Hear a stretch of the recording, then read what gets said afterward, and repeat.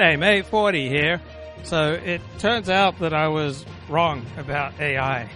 Right? AI is going to be hugely more significant than I expected. And I've only started using it in the past month. And I'm recognizing now that it is going to come for millions of information processing jobs. And there's a provocative essay here in Aporia magazine. Yes, you are going to be replaced. And it gives example after example of how AI is simply outperforming people, right? Getting the job done, often more effectively and efficiently, at a much lower price than what people can do. So we have evidence that AI will diagnose medical patients far better than human doctors. And then if you've got a job essentially in information processing, right, AI is coming for your job. Right, Wharton MBA students are asked to generate idea for a new product or service appealing to college students that could be made available for $50 or less out of the 40 best ideas as judged by human beings not aware of the participation of AI. 35 of the best 40 ideas came from AI, right? The smartest people I know are using AI, right? About the smartest rabbi I know, Rabbi Shlomo Einhorn, right? He's now doing something with the AI, right? He's using AI for as a business consultant. Reviewing legal contracts, AI tends to do more accurate and excellent service than people, both in speed and in cost efficiency. Right, math problems. Right, AI was able to solve 25% of frontier math problems, which typically take human specialists days to solve. And then there's an article here in The Spectator. The person who edited this article will soon be redundant. So the author, Sean Thomas, has published several best-selling books. He asked Gemini, which is Google's version of AI, for feedback on his latest unpublished novel. And therefore, his novel was not in AI's training data. And he reports that AI, right, gave him a critique that was so good, it left him slack-jawed and dumbfounded. He says what made the critique so surprising, right, so striking, is its similarity to the critique my professional editor has already given me down to minor details. Where it differs, Gemini is better, sharper, and clearer, and my real human editor is brilliant, one of the best in the business. Veteran screenwriter Paul Schrader, known for the movies Taxi Driver, Raging Bull, First Reformed, posted on Facebook, I've come to realize that AI is smarter than I am. It has better ideas. It has more efficient ways to execute them. I sent ChatGPT a script I'd written some years ago, and I asked for improvements. In 5 seconds, it responded with notes as good as or better than I've ever received from a film executive. So you may be saying, well, apart from answering exam questions, apart from reviewing legal contracts, apart from solving math problems, apart from writing poetry, apart from responding with empathy and coming up with new ideas, and apart from diagnosing patients better than human doctors can, well, what has AI ever done better than humans? So ChatGPT was only released about 15 months ago, November of 2022. So we're only a few years into the new era of generative AI, right? And it seems right now that AI is at least as smart and at least as creative as the smartest and most creative people. And this is significant because AI is fast, it is cheap, it operates at lightning speed, it does not demand tens of thousands of dollars in compensation.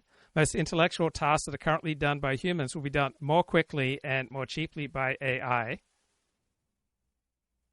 So instead of hiring a lawyer, you will tell AI to review these documents and write up a contract. Instead of employing a financial analyst, you will instruct AI to analyze these data and offer recommendations. Instead of paying for streaming services, you will prompt AI to consult my favorite films and create a similar one. AI will cause the price of work that can happen in front of a computer to decrease much faster than the price of work that happens in the physical world.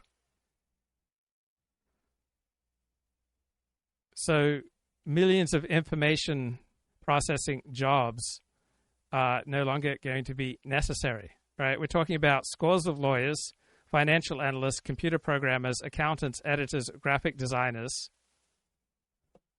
AI researcher and super forecaster Peter Wilderford posted, I'm 50% sure we're all going to be unemployed due to technology within 10 years.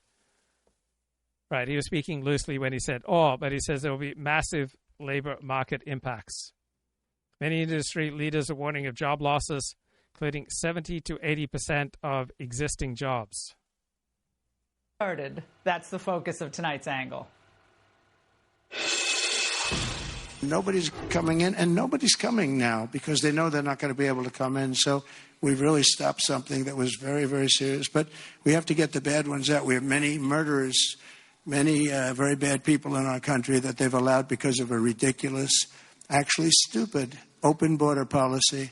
Coming in. 956. That's the number of illegals, most with criminal records, who were deported by ICE just yesterday.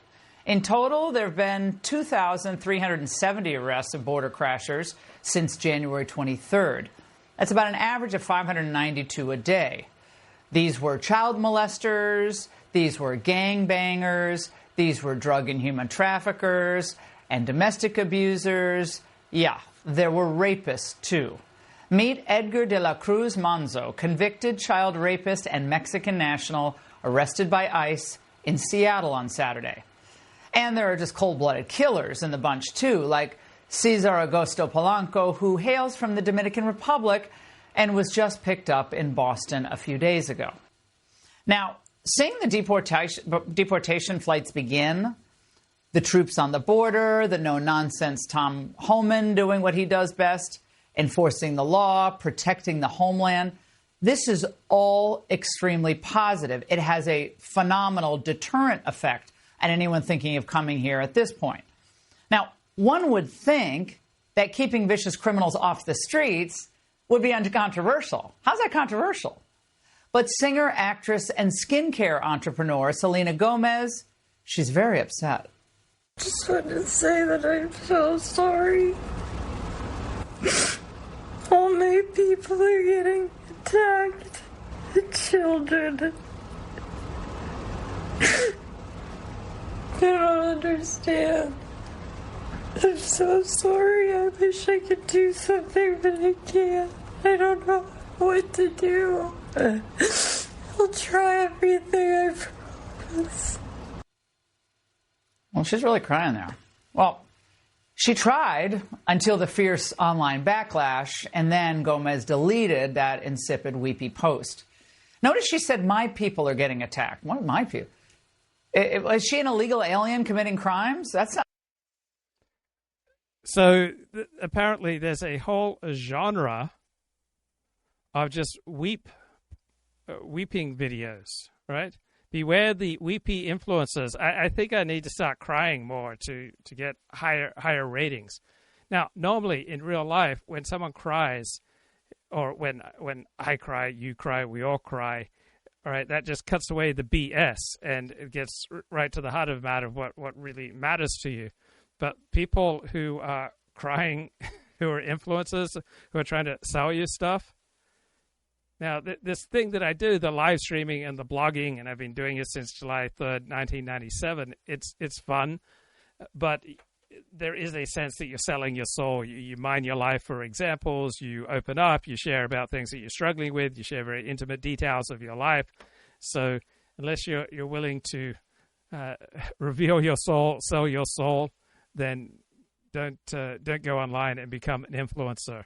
But there are admirable ways that you can sell your soul. For example, if you talk honestly about things that you're struggling with that are then of use and help and provide connection and guidance to other people, that's a beautiful thing. But to be just weeping like this and just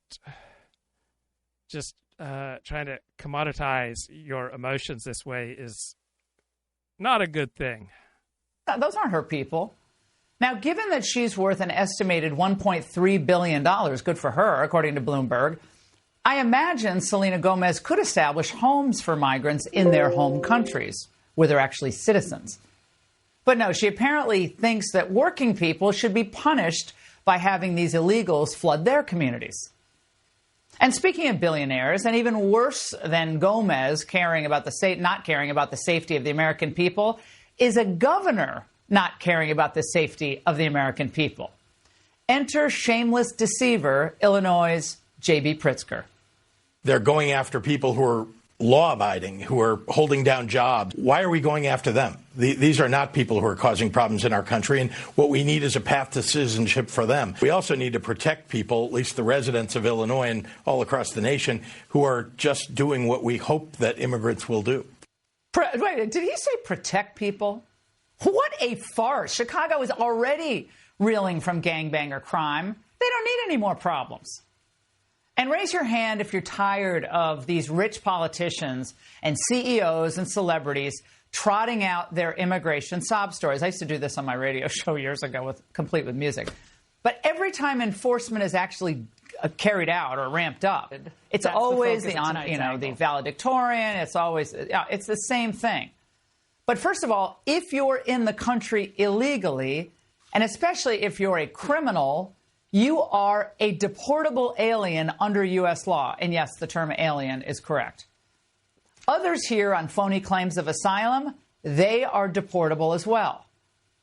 But just because wealthy Americans like cheap labor, that doesn't change what's true. Now, Trump won, and he said this tonight when he was in Florida giving that speech to the Republicans. He won in large part because of his pledge to deport millions of illegals. And I mean millions, not thousands, millions. The explosion of the illegal population coast to coast has had hideously destructive effects. The key thing is you only have to deport one for another 100 to self-deport. So just deport a few thousand and hundreds of thousands will self-deport. On local communities, on their schools, on their health care budgets. And of course, the crime, including against children, as we've seen with recent horrors in Boston, where local authorities had released this freak into the community. And there are tens of thousands of other violent illegal alien criminals still loose across America. And as far as the argument that garden variety illegal immigration is a victimless crime, you know what I say to that? Bull. Working families, first-time job seekers, as usual, they suffer the most. And also kids in schools that are overloaded with ESL students. Budgets are crunched. Of course, wealthy Democrats, though, like JB, like Gavin Newsom, with their multiple homes and their private jets, they float above the misery they're willing to inflict on you. But they ought to be very careful here, because interfering with a federal law enforcement operation is a crime. Listen closely to his state AG, who parses his words very carefully. I have no intent on interfering with legal immigration enforcement processes. The state of Illinois is that we have a trust act that says that local and state law enforcement resources cannot be used for such unless there's a federal criminal warrant. I'm going to stand by our Constitution. I'm going to stand by our state law. What the open borders uniparty did to America. So I'm always looking for an edge. I want to say something different. And so I just ignored the AI hype, right? Because I'm still not convinced that AI will consistently write better than a great writer, but there's increasing evidence that it can.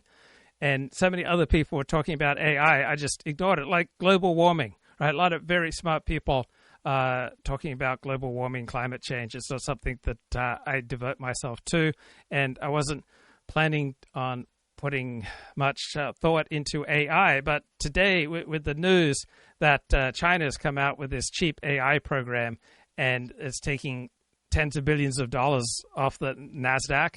And so if billions of dollars are being spent on AI programs, and it's increasingly dominating the news, and it's increasingly shaping life around me with people who work in information, it's just unavoidable that this is going to have a profound effect on our lives. And so I read this article in Aporia magazine and go, yeah, you talk to economic experts, will AI have a negative impact on the earning potential of a substantial number of highly skilled workers in advanced countries? And everyone says yes. Right? So there will be many unemployed lawyers, financial analysts, computer programmers, and they'll have to find something else to do. Will they consider working in a care home?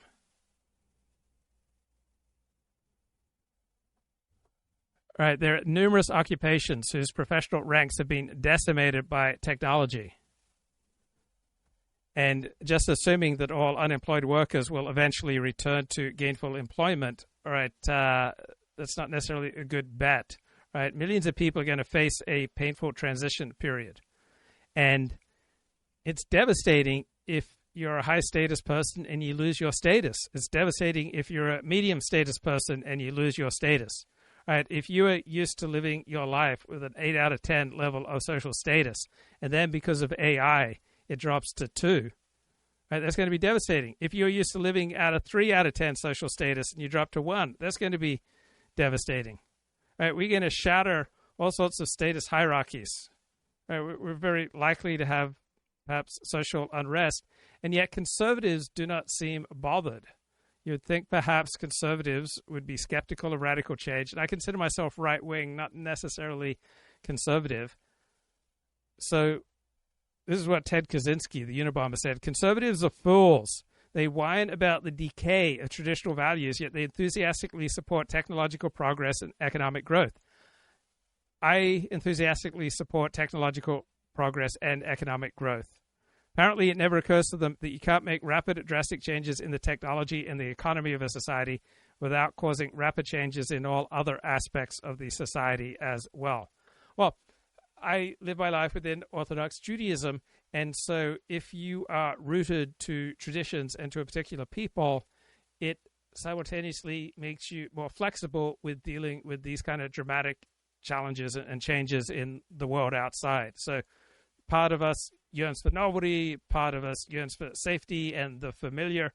And so we need to have some things in our lives that are safe and familiar and traditional. And if we have that kind of rock, if we have that kind of foundation, I think we will be better able to navigate changes such as AI. Now, I think a major reason that people on the right are not worried about AI is that almost everyone who's prominent for worrying about AI are on the left, right? So it's disgruntled leftists who are railing against tech bros and data centers using too much electricity. And so just as if Christians are really into love, then Jews are going to be perhaps a little bit more reluctant to emote about love, right? People want to distinguish themselves, and when your political enemies are all upset about AI, perhaps that's one reason why conservatives don't want to be associated with this kind of resentful, Luddite way of looking at the life. Also, complaining about AI is seen as low status, right? Because people who are associated with technological growth tend to be wealthy and successful, and holding opinions that get you labeled a Luddite is intensely unfashionable. Fourth, complaining about something whose continued development is all but guaranteed seems futile. So given the real potential benefits of AI, such as curing diseases, supercharging growth, unlocking the mysteries of the world around us, the possibility that there will be some problems seems quite remote. So what's the point of complaining? Now, usually lamenting the inevitable has been an integral part of the conservative tradition, right? William F. Buckley talked about conservatives are those who stand athwart history yelling, "Stop." So this is Noah Smith, an editor at Aporia, says, watching conservatives cheerlead for AI because America is winning the global race, which may not even be true, can only be described as baffling. Well, I don't find it baffling, and I think he gave the reasons why. It's that the more social trust, social cohesion we have, right, the more coherent a country, the more high-functioning our country, the more we're connected to our family, to our friends, to our community, to concrete people, and to traditional ways of living, then ironically, the more flexible we'll be navigating these huge technological changes. So the chat says that AI has already taken over a bunch of YouTube channels. So I was wrong. AI appears to be incredibly more influential than I expected. But I've never thought about this topic. I've had a handful of conversations about it, but I haven't done any independent, hard thinking on this topic until today. It's treasonous. And until we remove all the threats to the homeland, we should have a pause on all immigration to the United States. We must get rid of this backlog. It is massive, in the tens of millions. And 1,000 a day is it's just a drop in the bucket. We need 10 times that number, which is possible if states and local officials actually cooperated. And you know what happens when America becomes, as Teddy Roosevelt warned all those years ago, a polyglot boarding house? Look at what went down in Dallas over the weekend. The people united will never be defeated. The people united will never be defeated. And we need not forget the NGOs and other groups that take in huge amounts of federal money to settle and help process illegal aliens, like the Catholic Charities. I'm an attorney at Catholic Charities of the Archdiocese of Milwaukee in the Refugee and Immigration Services Program. This is a video about knowing your rights if Immigration and Customs Enforcement approaches you. If you are undocumented and immigration officers come to your workplace, be aware of the following. First, do not panic and do not run away. If you are questioned, you may tell them you want to remain silent. You can refuse to sign any or all paperwork until you've had the opportunity to speak to a lawyer. All the money has to be cut off to these groups, all of it. This money should be spent on American homeless individuals, drug addicted, vets on the streets, the elderly living alone. All of this, it's got to stop. Now, naturally, CBS yesterday tried to pull the immigration sob story routine on Vice President J.D. Vance. The U.S. Conference of Catholic Bishops this week condemned some of the executive orders signed by President Trump, specifically those allowing immigration and customs enforcement to enter churches and to enter schools. Do you personally support the idea of conducting a raid or enforcement action in a church service, at a school? As a practicing Catholic, I was actually heartbroken by that statement. If they're worried about the humanitarian costs of immigration enforcement, let them talk about the children who have been sex trafficked because of the wide open border. If you had a violent murderer in a school, of course I want law enforcement to go and get that person out. Of course. So what's the point of the question? Enough with the immigration sob stories. So I'm not aware of synagogues that house illegal aliens. Right, so this seems to be mainly a Christian thing. So there's no notion, or very little notion in the Jewish tradition, that the synagogue is a holy place where if you're a murderer, if you're a rapist, you can just hide out there and be immune from the law. Right, that's not part of the traditional understanding of synagogue. It's a shame that so many Christians have allowed their religion to be taken over with that. All right, we've got here 69-year-old Raiders owner Mark Davis says his 26-year-old girlfriend didn't know he was a billionaire. She was just attracted to his smile. Yeah, that doesn't quite ring true for me. She was just attracted to his smile. Fox News is letting the excuses flow already. No, immigration isn't a state issue. This is a federal issue. If it fails within one day, like I know it will, then you blame the president. All right. Martin Guri. He's got an essay here on the Free Press. Is Donald Trump a dictator? Did the events of January 6, 2021 constitute an insurgency? Is Joe Biden sharp as a tack? Is the science of climate change settled? Are Javier Milei of Argentina, Marine Le Pen of France, and the Alternative for Deutschland party in Germany far right? Is the Wuhan lab leak hypothesis a conspiracy theory? Was the persistence of the coronavirus a pandemic of the unvaccinated? Does Anthony Fauci represent science? Well, when he made the pronouncements, Anthony Fauci probably spoke for the mainstream scientific opinion about 90% of the time. Does Elon Musk's social media platform X promote hatred? Do fact checkers check facts? Right. And he says these are silly questions. In an open society, perspectives on reality confront one another in forceful competition. Each may contain some particle of truth, or at least some useful information, and let the free market of ideas win out. Right? A vast diversity of perspectives should be promoted within an open society. It's the intellectual equivalent of hybrid vigor. If we all think alike, a single fatal error shared by all could destroy the world.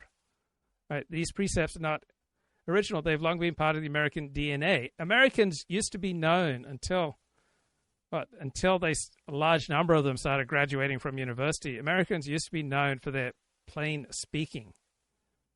Right? The default in American discourse has usually been wide open debate. But that started changing in the 1970s, and then it really became dramatic in the 2010s. Right? So the past 4 years, we've seen a sustained effort to overturn the principles of an open society.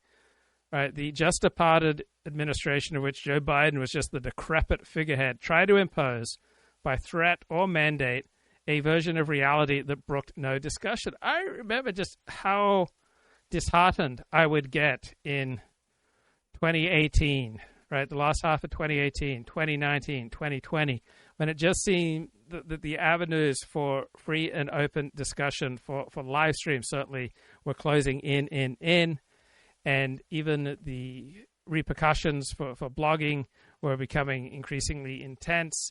And I just despaired about open discussion. It was like the school moms and the HR departments that were coming for the internet.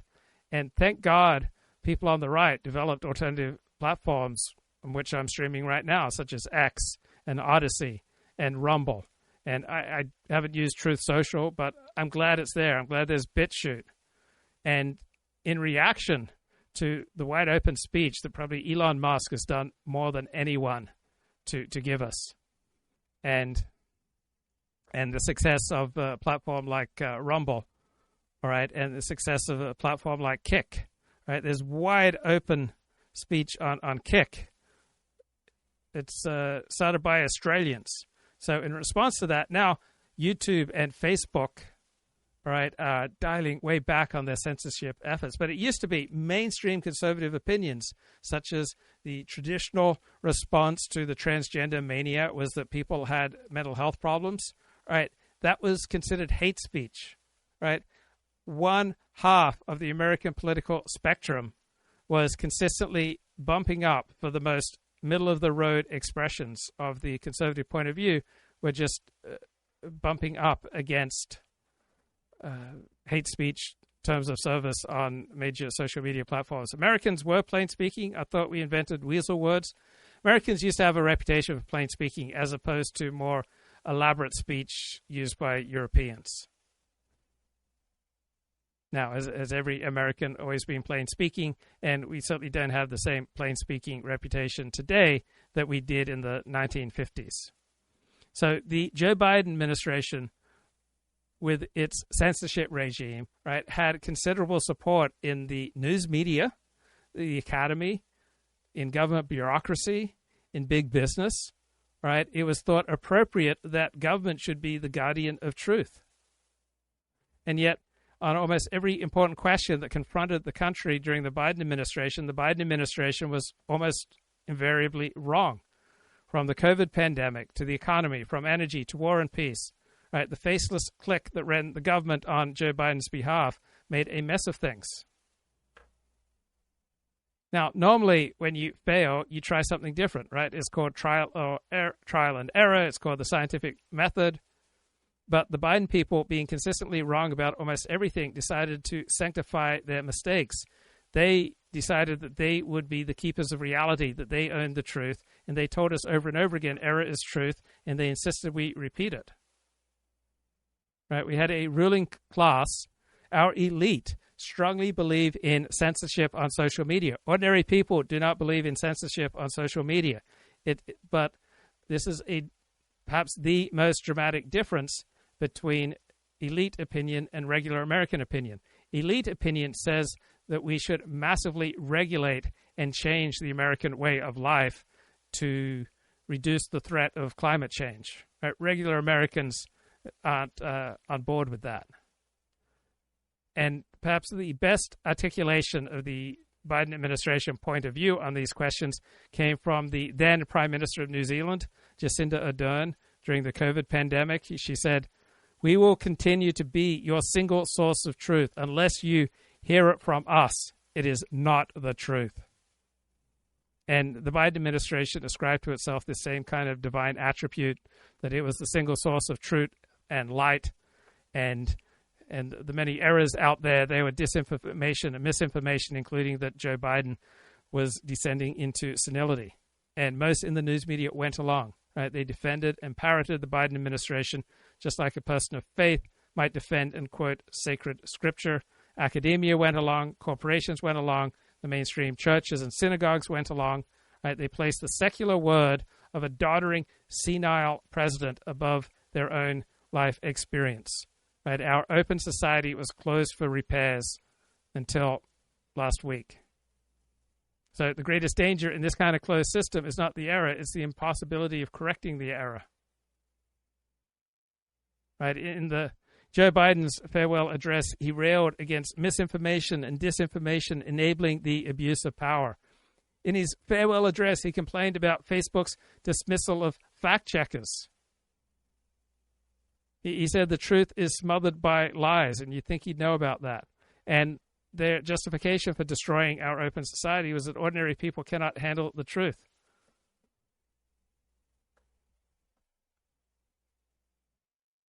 So, thank God, things have changed now under this new president.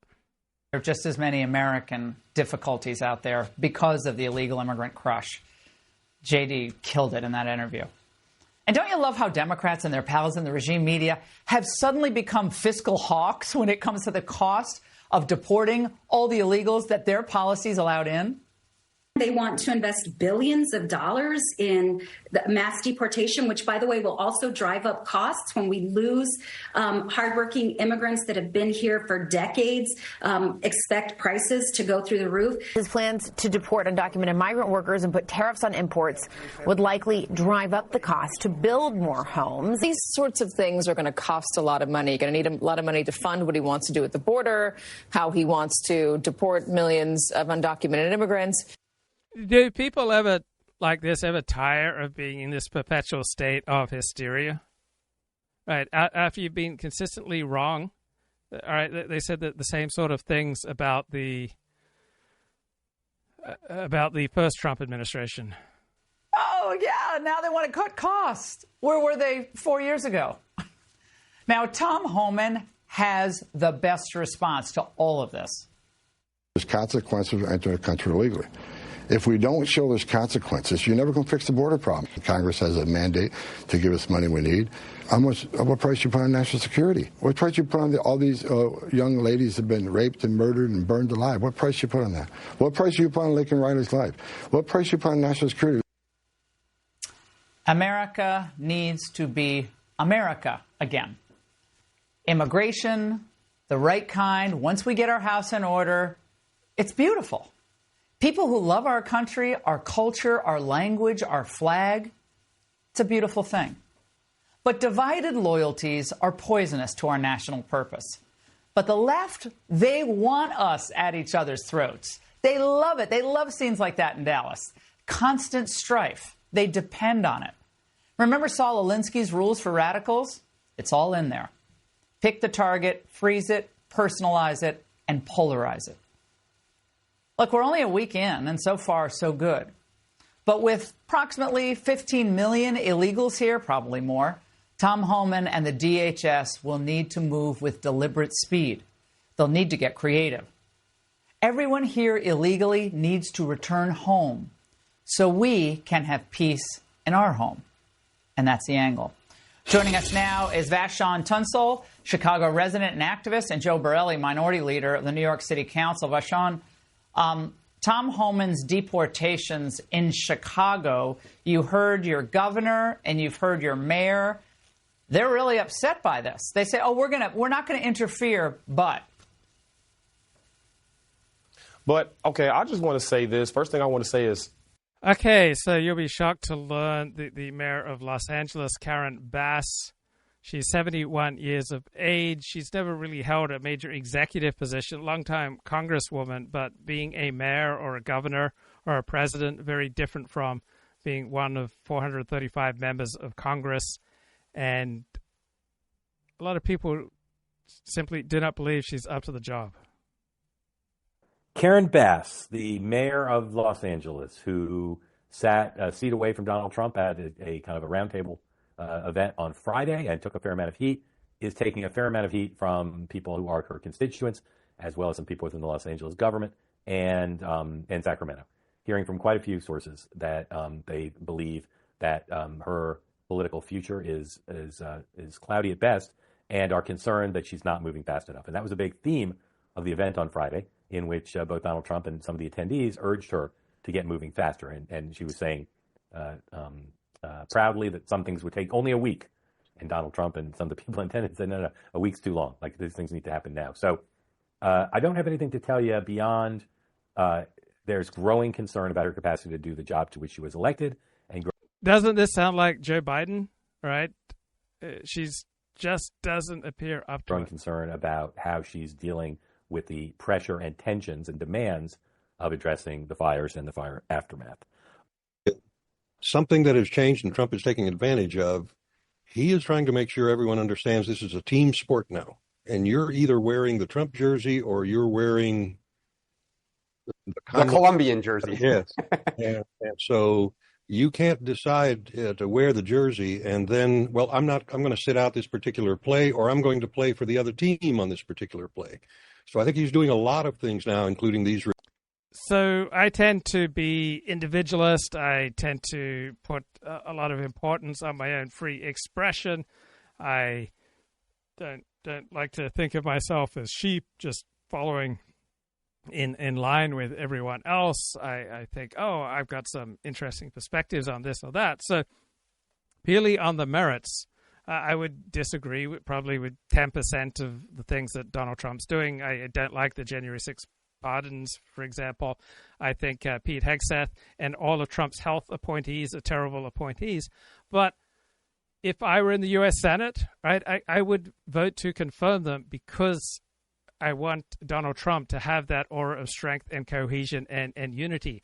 So to have the most intense in-group experience, you have to be willing to give up an awful lot of individual freedom. And if you haven't lived your life with intense in-group identity and cohesion with your group, it is absolutely electrifying. It is intense. It is dramatic. It should be experienced.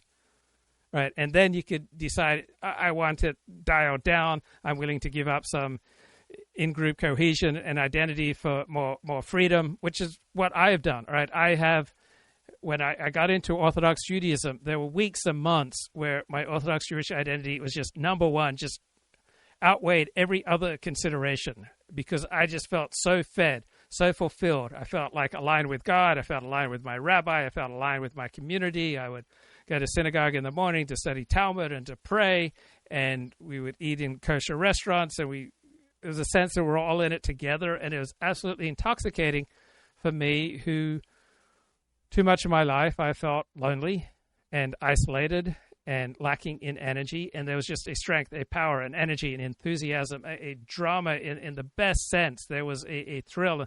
There was a sense that my choices mattered, that my life mattered, that I mattered, that I was a contributing member of my community. And so I was living my life at like a 10 out of a 10 level of Orthodox Judaism, in-group identity, just in love with my community, following my rabbi. But then the cost to my personal freedom of expression became too much, and there had to be some Orthodox communities that I was not a good fit in. Right? You can't really defy your rabbi in many Orthodox Jewish communities. You're then not going to be a good fit for that community. So I had to try out a less intense form of Orthodox Judaism so that I could retain my freedom of speech. But it's not like freedom of expression, freedom is better than connection and purpose and in-group identity, right? There is a power and an energy and an enthusiasm and a sense of connection and a calming down to my central nervous system from every morning, like crack of dawn, getting up at 5:30, going off to synagogue with the same people 7 days a week. You see them in the morning, and you study a page of Talmud, and you pray together, and you eat together, and you drink together. And then often you come back in the evening for evening prayers, and you help each other out. You're willing to sacrifice for each other. You wouldn't even think about going to extend yourself to aid somebody else, whether they need a ride or whatever they need. You just have that sense that you're all in it together. And if you haven't experienced that, it's absolutely intoxicating. I remember when I was in Israel in July and August of year 2000, it just seems like everything was more weighty, more important, more dramatic, more exciting. There wasn't the ennui. There wasn't a kind of a blasé attitude towards life. Life was just incredibly intense. Jewish life is intense, and Israel as the Jewish state is particularly intense. And if you, like me, have suffered from nihilism at times, feeling like nothing matters, nothing I do matters, I don't matter, then getting caught up in a communal experience in Israel was just life-changing. I was like, oh man, I got to change my life right here, right now. When I came back, I started returning to shul every morning, returning to Talmud study every morning, going to shul often in the evenings. I had to get closer. I stopped going to non-Orthodox synagogues because I had such an intense experience of life in Israel. I felt like everything I said, everything I did mattered. One way that this can become deranged is Jerusalem syndrome, where people feel like that they've become the Messiah or that we're living in the end times.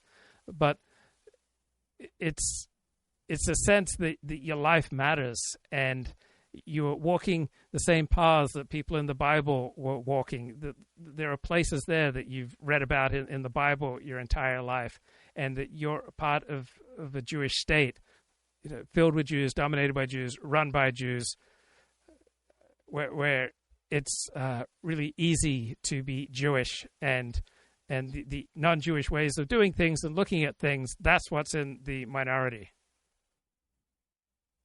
So I grew up with intense in-group Seventh-day Adventist identity, and I went out into the secular world as I moved through my teens into my early 20s, but there was something in me that yearned to get back to that place of having a community, right? Being strongly, tightly connected to other people, having a purpose and a meaning above and beyond yourself in the community, and developing bonds with people that develop over years and decades, right?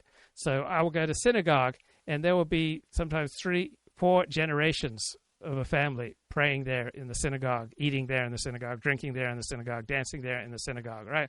The great-grandparent, grandparent, parent, child, all right, they're all there together, and they've all been in the community, right, their entire lives.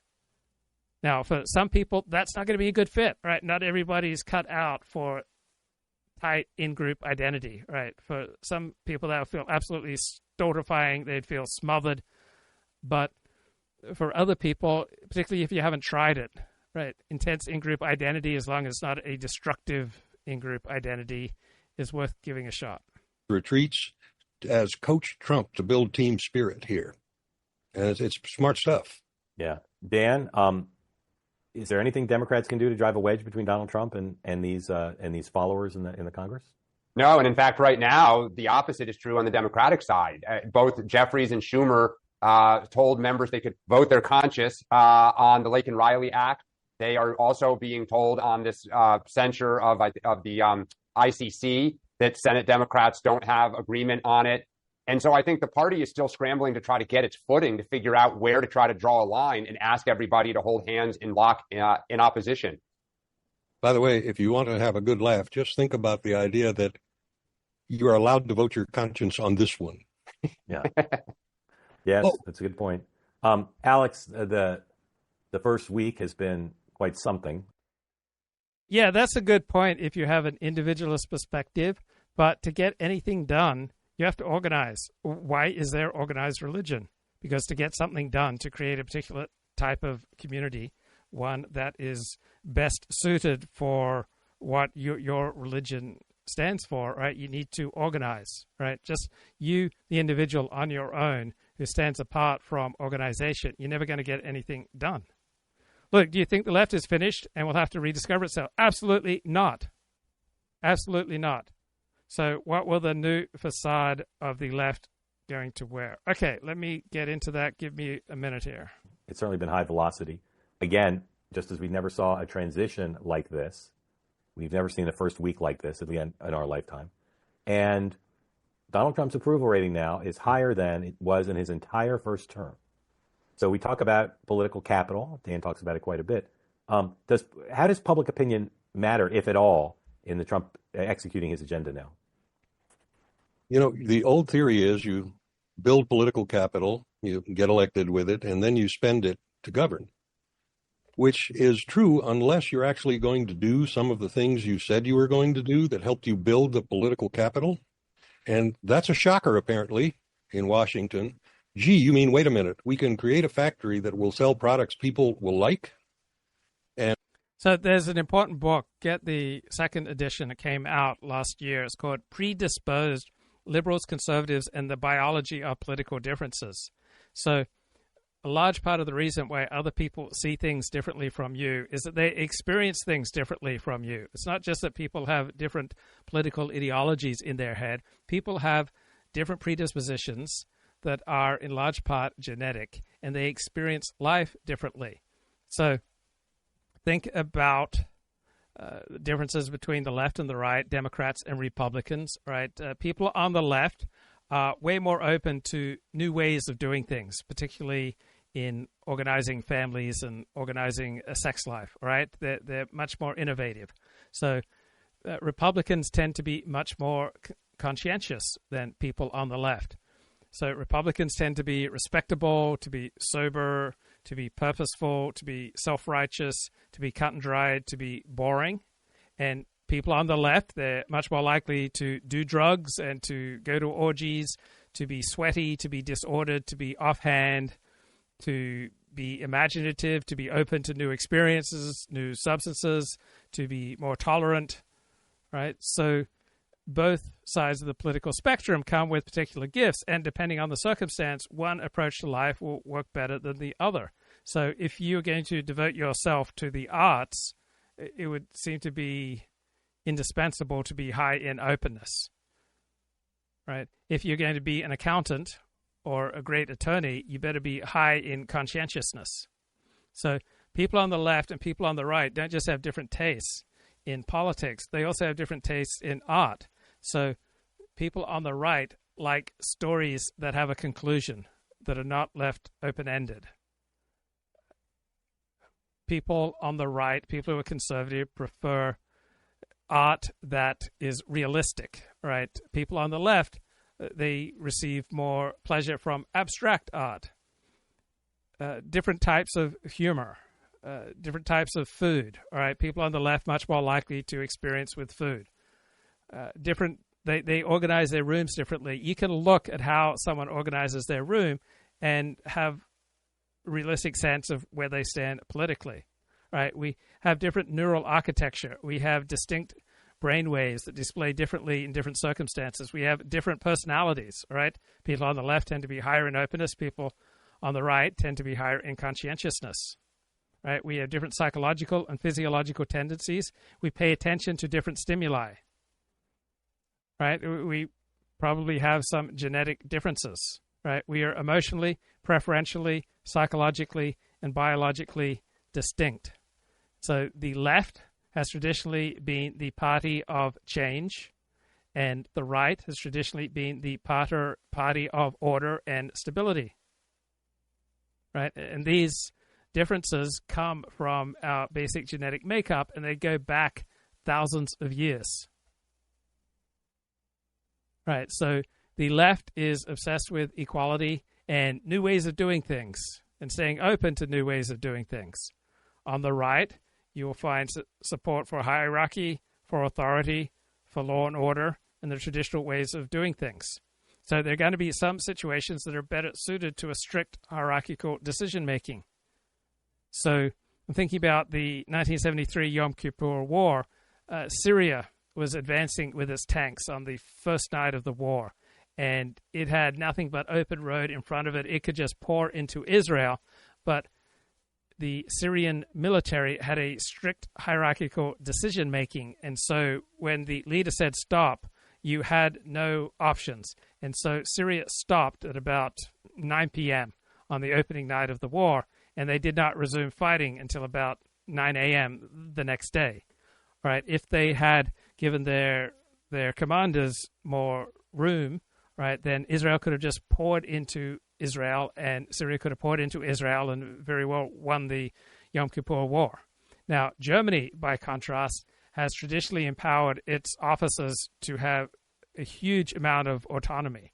And in the United States Armed Forces, right, its officers have considerably more autonomy than, say, Syria or other strictly hierarchical situations. So there are advantages to hierarchical decision-making, and there are sometimes advantages to egalitarian arrangements where you empower people to make their own decisions.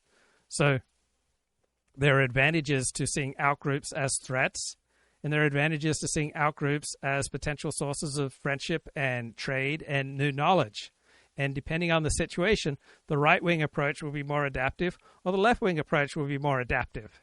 Right? The right-wing approach is to have more concern and fear and anxiety about outgroups. And the left-wing approach is to see outgroups as potential sources of friendship and knowledge and trade.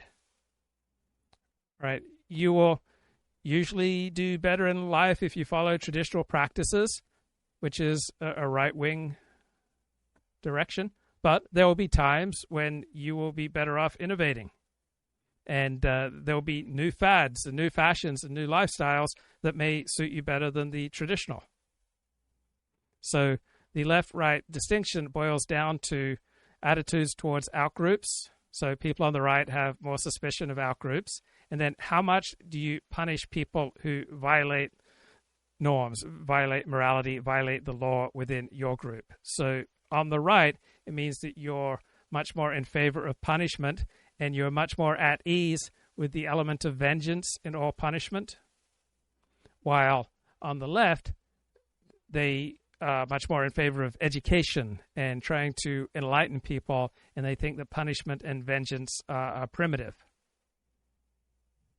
So the right, distinguished by aversion to outgroups, strict punishment for people who violate laws and norms. People on the right tend to embrace traditional ways of living. They desire strong leaders, and they don't like redistributing resources on an egalitarian basis, particularly if those resources benefit outgroups. And the left is distinguished by openness to outgroups, by lenient punishment of norm violators, by an eagerness to embrace new lifestyles, by suspicion of strong leaders, and by a desire for egalitarian distribution of money and resources. So in some situations, with some people, right-wing solutions will work out better. But in other situations, left-wing solutions will work out better.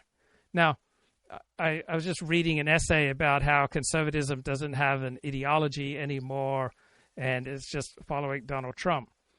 But ideology is just the high IQ person's play that he wants to develop on his basic instincts and see the philosophical and political implications. And so if you're inclined in a philosophical abstract direction, you'll develop ideology.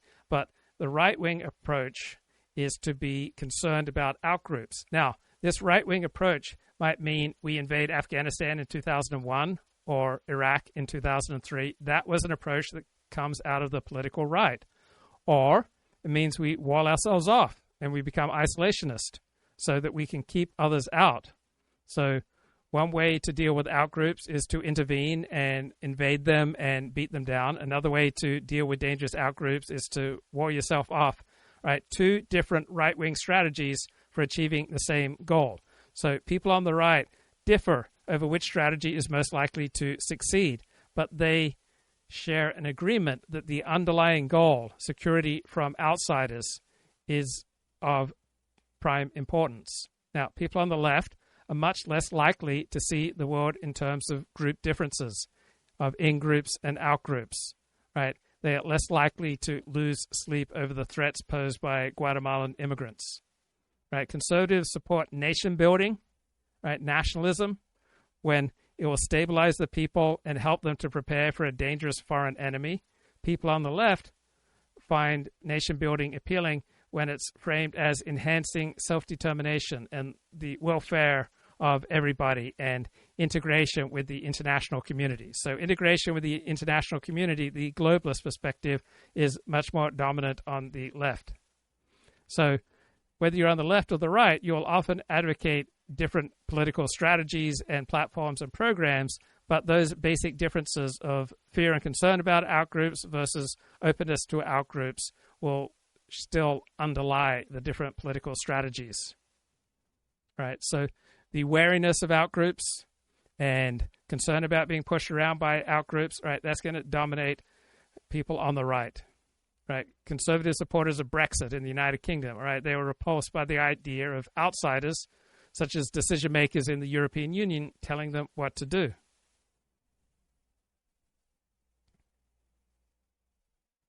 And this will actually help us. So yes, the left will come back, and there will be situations where left-wing policies and left-wing attitudes and left-wing approaches will be more useful in life. It is not marked out by the will of heaven that the right is always right.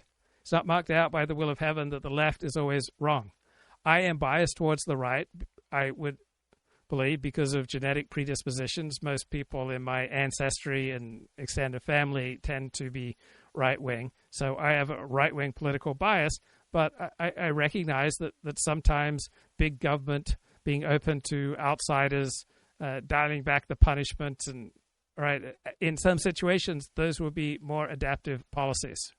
Politically, if we govern well, yeah, I think that's what we're seeing. And Trump's going to get a pretty good ride here. I know we're looking at, okay, he's going to have trouble internally with the House Republicans and the Freedom Caucus.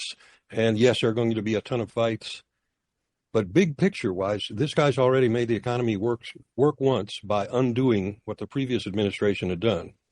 We've got a retreat from globalization where capital is scared, not going to stay in China, and wants to come home.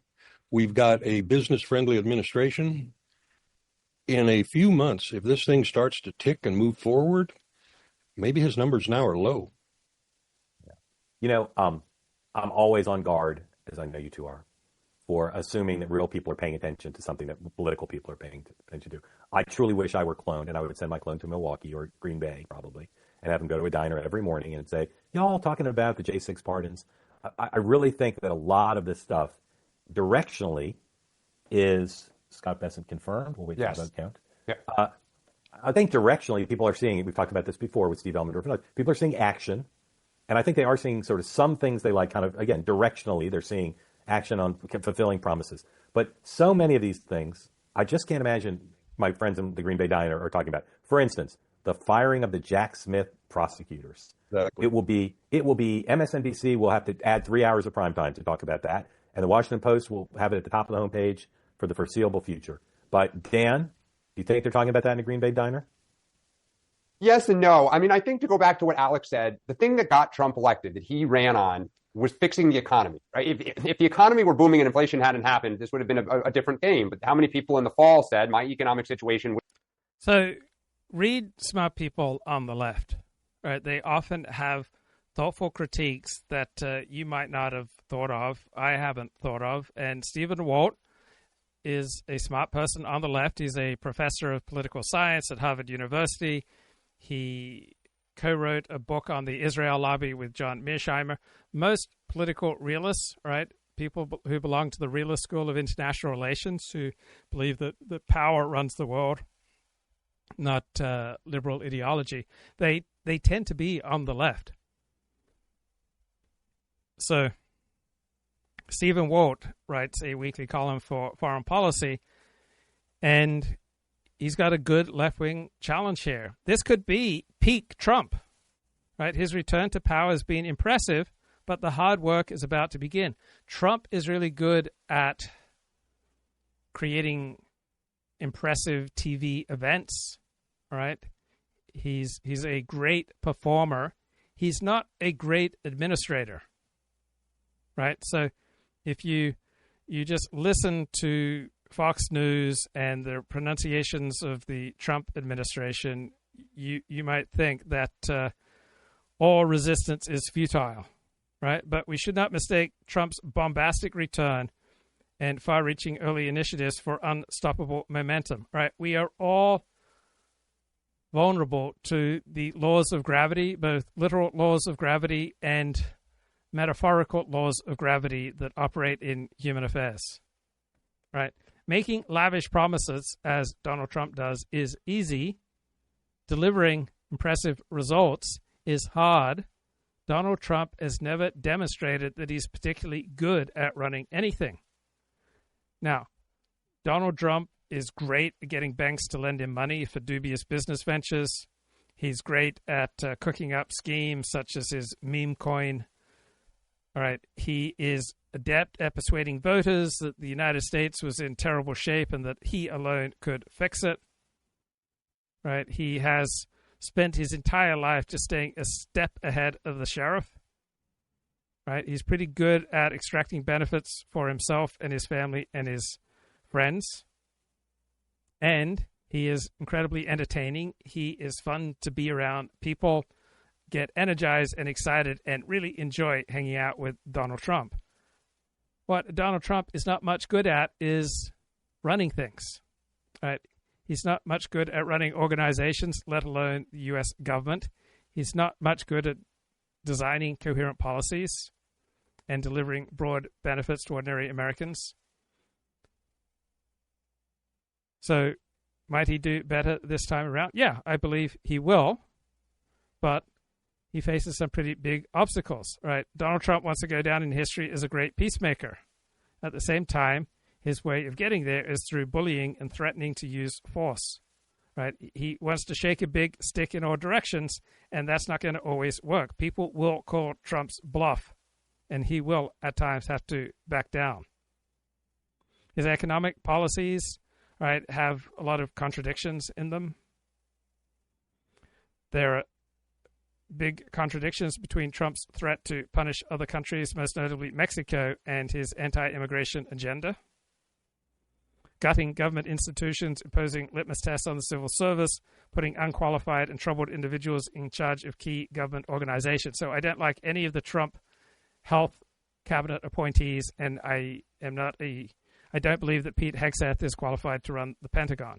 So my two biggest concerns about this Trump administration are, one, corruption, and two, incompetence delivering lower quality government services. I am down with challenging the left-wing stranglehold on American universities, but America's universities are the world's best universities. And there is a level of harassment of our universities that will make the U.S. dumber, that will reduce our human capital, and will enable other countries to catch up. Right? We need the smartest, most effective scientists, engineers, doctors, artists, social scientists, lawyers, and other experts. Right? We do need expertise. So trying to impose a MAGA agenda at a certain point will probably be beneficial. It will clear out the dead wood that is down with diversity, equity, inclusion, and affirmative action. But at a certain level of intervention, we will start stifling innovation. There's every reason to believe that Donald Trump will take government corruption to a whole new level. Right? He is terrific at extorting money and concessions from the tech billionaires who are eager to kiss the ring. And Trump is the culmination of the long Republican quest for a unified executive, right? For a mammoth concentration of executive power. But there are downsides to that. Right? People are fallible, and sometimes too much power, and you don't get the correction that would come with having to fight things out. So Trump says he's going to lead America into a golden age.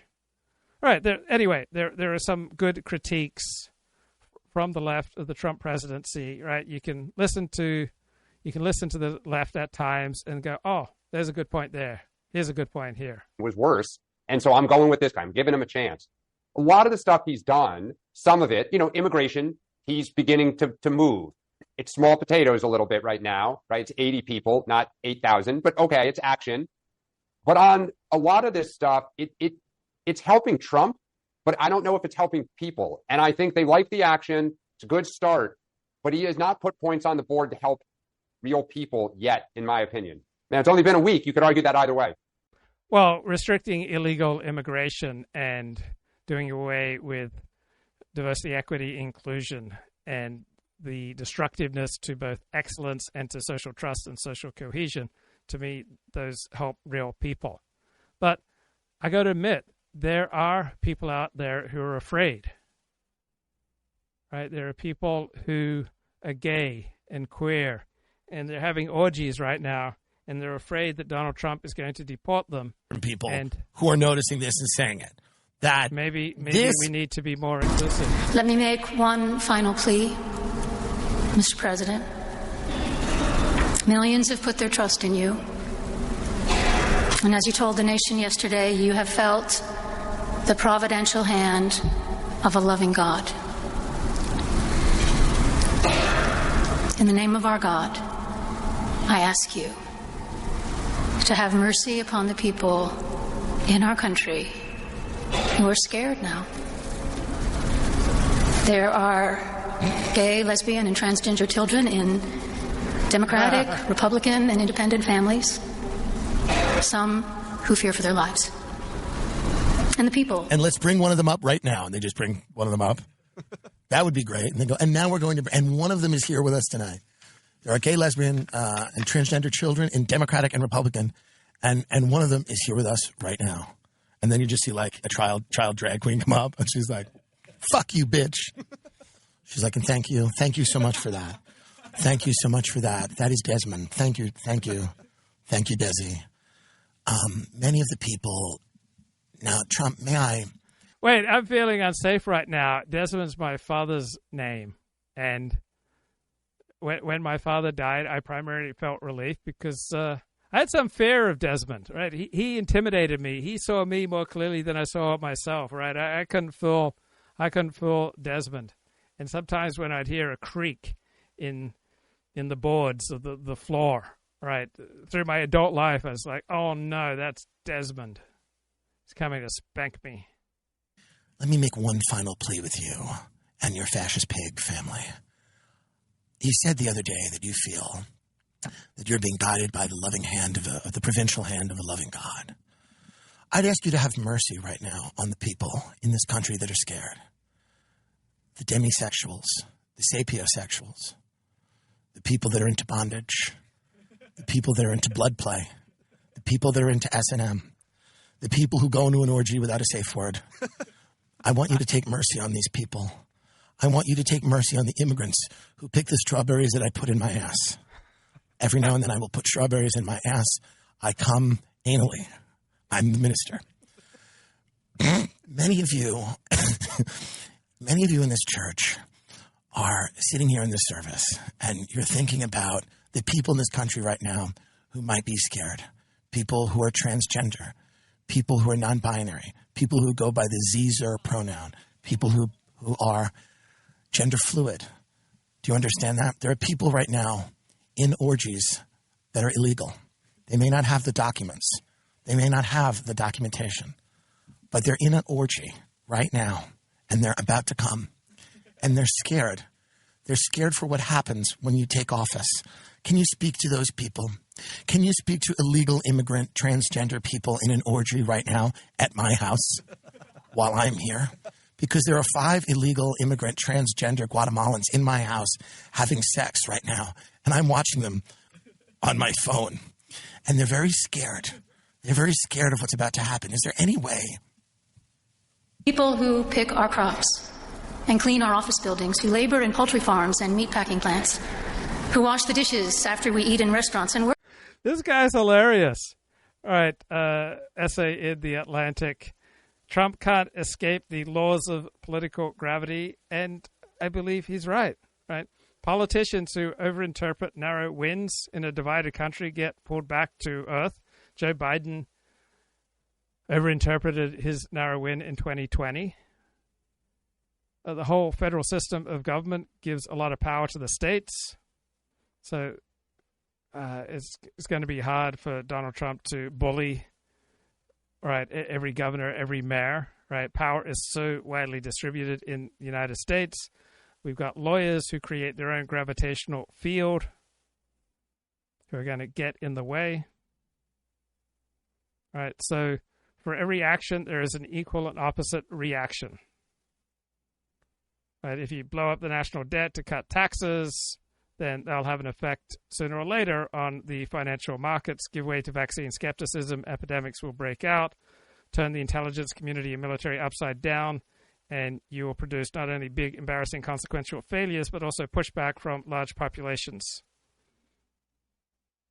And there is always retribution. Right, political physics runs along the line of the lyrics composed by Johnny Cash. That old wheel is going to roll round once more. When it does, it will even up the score. So life can just change like that. Dennis Prager on top of the world had Prager University, a nationally syndicated radio show at age 79. He'd never been more powerful, more influential, slips on the floor. He's now paraplegic, can't even speak. Work the night shifts in hospitals. They may not be citizens or have the proper documentation. They are gay. They may not be citizens, but they're all in an orgy right now in my house. They're at an orgy in the basement of my house, and they may not be citizens, and they may not pay taxes, but they're going hard, and they've been going hard for hours. They're on raw Molly, Mr. President, and they're scared. They're scared of what's about to happen to them. Is there going to be a raid? Are they going to be sweatily dragged out of my house? Their sweaty, shivering bodies coming down from Molly, covered in each other's fluids. They may not have the papers. They may not have the papers, but they're fucking Mr. President. And I want you. Tiffany Trump in the back she just looks high. Let's finish this. This is very interesting. But the vast majority of immigrants are not criminals. They pay taxes and are good neighbors. Okay, I think he was pretty good there.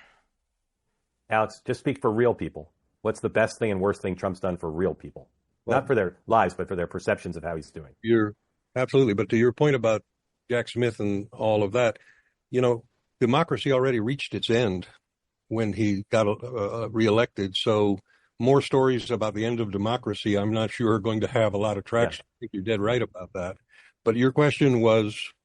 Name something he's done that you think if you walked into a Green Bay diner and said, folks, what's Trump done that you liked?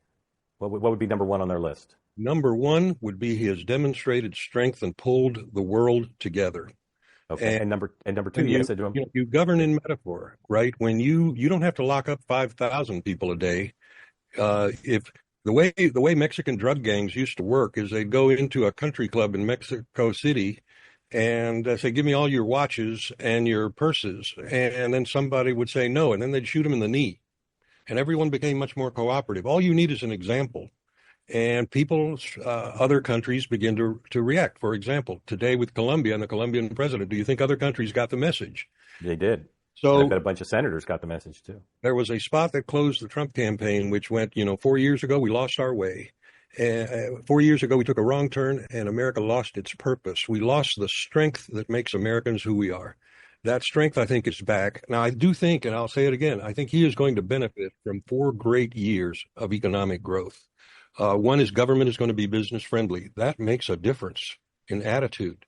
2, the rest of if we retreat from the world and the rest of the world is on its own, as Trump is wont to do, that means capital comes back home. We're going to be flooded with money here and investment. And then on top of that, you've got an AI boom. Tech, we're inventing television and radio and the printing press again. Buy some futures, folks, because Trump is not only a talented guy, but he is also a fortunate individual. This is not a bad time for this country, and he may be hitting the sweet spot here just right. Scott Bessent confirmed 68.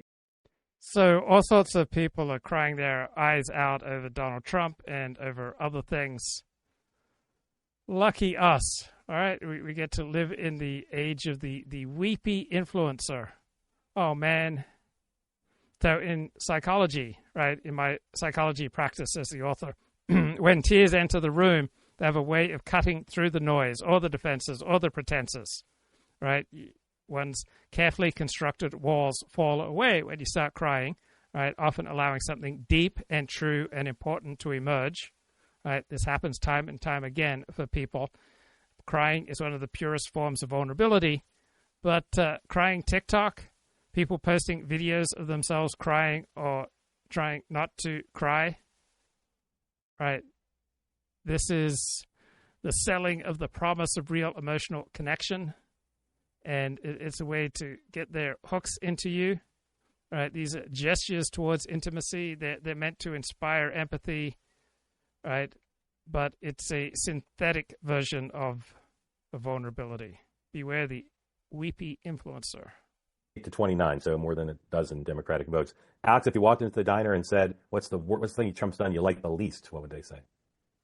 I think it's probably some of the usual Trump excesses, the hyperbolic statements, the things like he did today, running for his 4th, 5th, 6th term.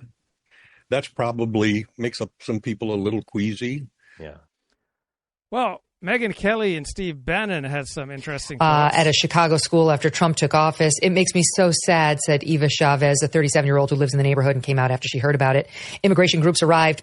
Parents panicked. Some took their kids out of the school. Illinois Governor J.B. Pritzker spread the lie on X, saying the first reports of raids in Chicago are at an elementary school targeting children, separating families. The only problem is it wasn't true. Turns out that it was Secret Service investigating a threat. Bill Maluzhin of Fox reporting that Chicago Public Schools falsely claimed they block ICE officers from entering a school. The narrative took off. Apparently nobody bothered to check with DHS or ICE, both of which denied the claim.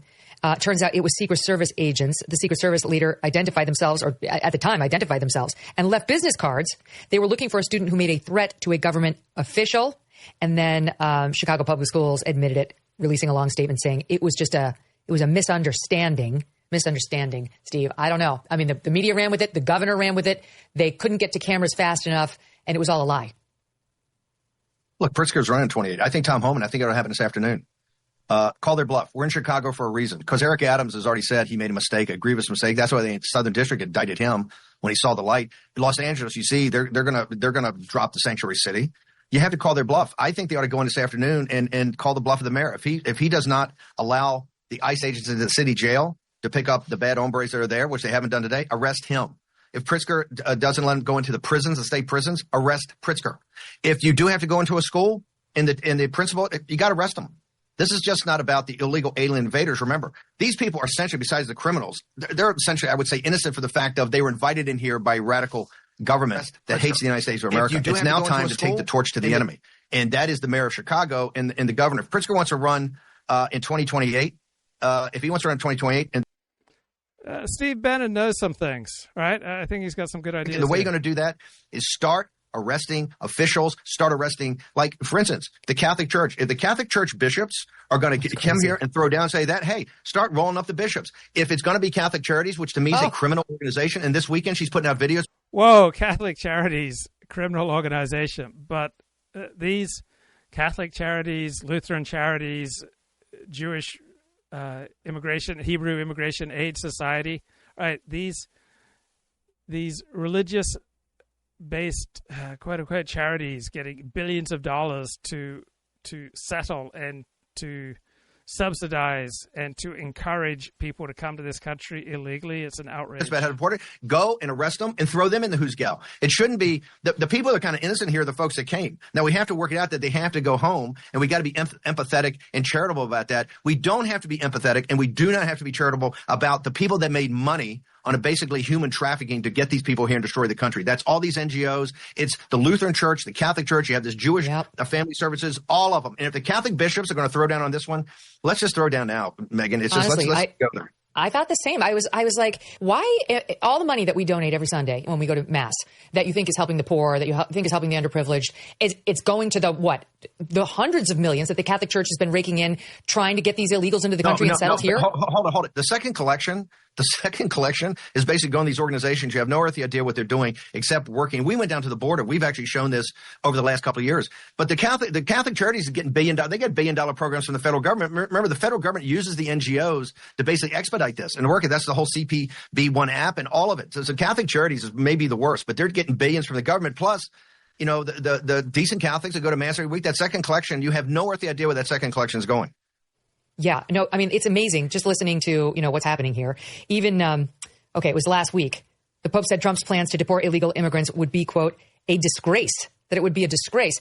I'm sorry, but this Pope, he doesn't speak for millions of Catholics. He really doesn't. I know technically he does, but he doesn't speak for me. He doesn't speak for most conservatives in America, who really, we've had about enough of his far left social agenda.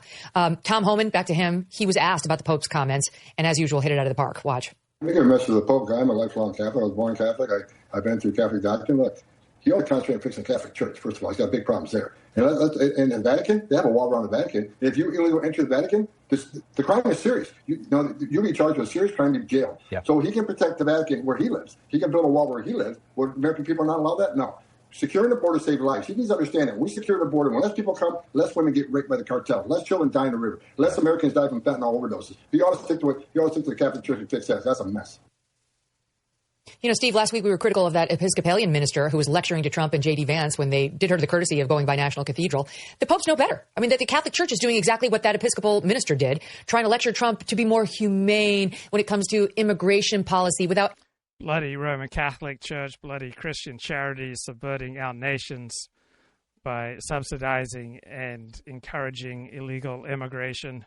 My God, when will someone talk about the institutional left-wing Christian question? Is hereditarian research abhorrent, right? To me, truth is a beautiful thing. Different people have different gifts, right? How much of our souls, our personality, our tendencies come from genes? To me, that's a worthy area of intellectual inquiry. I can't imagine trying to shut it down. So let's suppose that it turns out that your diet is inconsequential for your health as compared to, say, your genetics, all right? Then you can make better choices. We only have so much willpower. And so the willpower that you use to rigorously limit what you eat, or the willpower that you use to force yourself to exercise if you hate exercise, or however you're using your willpower, right? It's limited. We only have so much willpower. It steadily descends through the day. And so getting some clarity about what is in our genes, what is something that we're inheriting, and where do we have the power to make a significant difference through our choices and through the use of our willpower. To me, these are all commonsensical areas to investigate. I think I know the answer that you will give, but can you... So this is Bo Weingart talking with Noah Kahl. Is hereditarian research abhorrent? Tell us about the article, or what the article was a response to. Yeah, so listeners are probably aware that hereditarian research attracts its share of criticism and is often denounced as racist and eugenicist and white supremacist. There's now a new paper. I mean, with every genetic cluster, with every gift, all right, there comes a price. So Ashkenazi Jews, for example, developed above average levels of intelligence, and along with the genetic structures that provide for higher levels of verbal IQ, right, there is a predisposition to all sorts of diseases, and there's often a weakness in eyesight. And so no genetic gift comes without a curse. I would think you'd want to know what are the different genetic gifts and curses of individuals, groups, peoples, nations. Written by Lucas Matthews, James Tabery, and Eric Turkheimer, the latter being a quite noted behavior geneticist, which argues that hereditarian research is abhorrent. So they don't mince words. And it's worth noting before we get into our critique that where it was published, namely the Hastings Center Report. This is a bioethics journal, which, as I understand it, is reasonably respectable. Interestingly, back in 23, the journal published a long article with 19 authors, which argued, among other things, that hereditarian research should be held to higher evidentiary standards because of its potential harms, and that when those standards are not met, and I'm quoting here, there should be a very strong presumption against its being... I'd want to know if certain personality tendencies of mine are primarily genetic, right? Why would I not want the most clarity possible so that I can most effectively use my limited supplies of willpower. Why would I not want to understand the tendencies of other people around me? Conducted, funded, or published. Now, we were not particularly impressed by the arguments in that paper, and we wrote a brief commentary, which we submitted to the journal, but they declined to publish it. And in our commentary, we pointed out that the paper in question had failed to cite every major work that had argued in favor of doing research on the genetic basis of group differences, and all the papers they failed to cite were published in mainstream journals. They weren't published in these awful journals that Emil Kierkegaard developed. They were published in places like evolutionary psychological science, philosophical psychology. There was one that was even published in Nature, which is one of the world's most prestigious journals. So they basically just refused to cite any work that made an argument contrary to this. Anyway, so we submitted a commentary making that point and a few other points, and they declined to publish it. So I decided to write a rebuttal to this. Right. If you will not allow open discussion, if you just rule out any opposing viewpoint as ipso facto immoral, you're not exactly standing on strong intellectual grounds, right? If any competing idea is ruled out of bounds, then you've obviously got to rig the game to try to get your point across. New paper that claims hereditarian research is abhorrent in aporia, rather than risking being rejected by the Hastings Center report once again. Yes. So it's this is a bioethics journal, because one would think that such an incendiary and morally laden term as abhorrent, when applied to a research domain in science, you might find that in some obscure blogger's blog, but to see it in a bioethics journal was, I would say, quite surprising to me. Yeah, I mean, I'm not an expert in linguistics, but abhorrent is about as strong a term as you can use for anything. Like evil is probably evil and abhorrent are yes, they're more or less synonymous. Yes, and now, but to the author's credit, they do attempt to operationalize, to define in a, I don't want to say rigorous, but at least to give us a definition of abhorrent, so it's not just this emotionally supercharged term. Yeah, so they devise what they call a map, which has two axes. On one axis is the amount of value that a scientific research program has, especially its scientific value, and on the other axis is how much harm it poses to society. The pursuit of truth, the acceptance of truth, the welcoming of truth, and the openness for truth is ennobling for individuals and for societies and for academics and for institutions. And to flee from the pursuit of truth is a trip down a very dark lane. And therefore they distinguish between four quadrants: high harm, high value, high harm, low value, etc. And they say that scientific research, which is high harm and low value, is abhorrent. And it's abhorrent because its only effect is to do harm. Now, on my first reading of paper, I thought, okay, so they're redefining abhorrent in this slightly unusual technical sense. But then on my second reading, I came across a quote where they literally say that about hereditarian research, which they call genomic race science, its abhorrent nature warrants moral disgust. So they really are saying that it's abhorrent in the conventional sense of the term. Yes. It's abhorrent in the way that, I mean, obviously they would say to a lesser degree, but in the way that, say, punching an innocent child in the face is abhorrent, and we should be disgusted by it. Yeah, I mean, that warrants moral disgust in people, presumably. Yes. Right, so this is okay, so to be clear, it's like a harm value, and that which falls into, let's just make it into quadrants, that which falls into the high harm, low value quadrant is abhorrent. Presumably, the closer it gets to the absolute corner, the more abhorrent it becomes. If it's edging towards the other corner, presumably less abhorrent. You would not use the term abhorrent, perhaps simply very bad or something. Right. So one thing I want to point out, I think it's useful to go through this article. So horrible is the article; it deserves careful criticism. Yeah, let's start at the beginning of the article and just kind of scroll through it.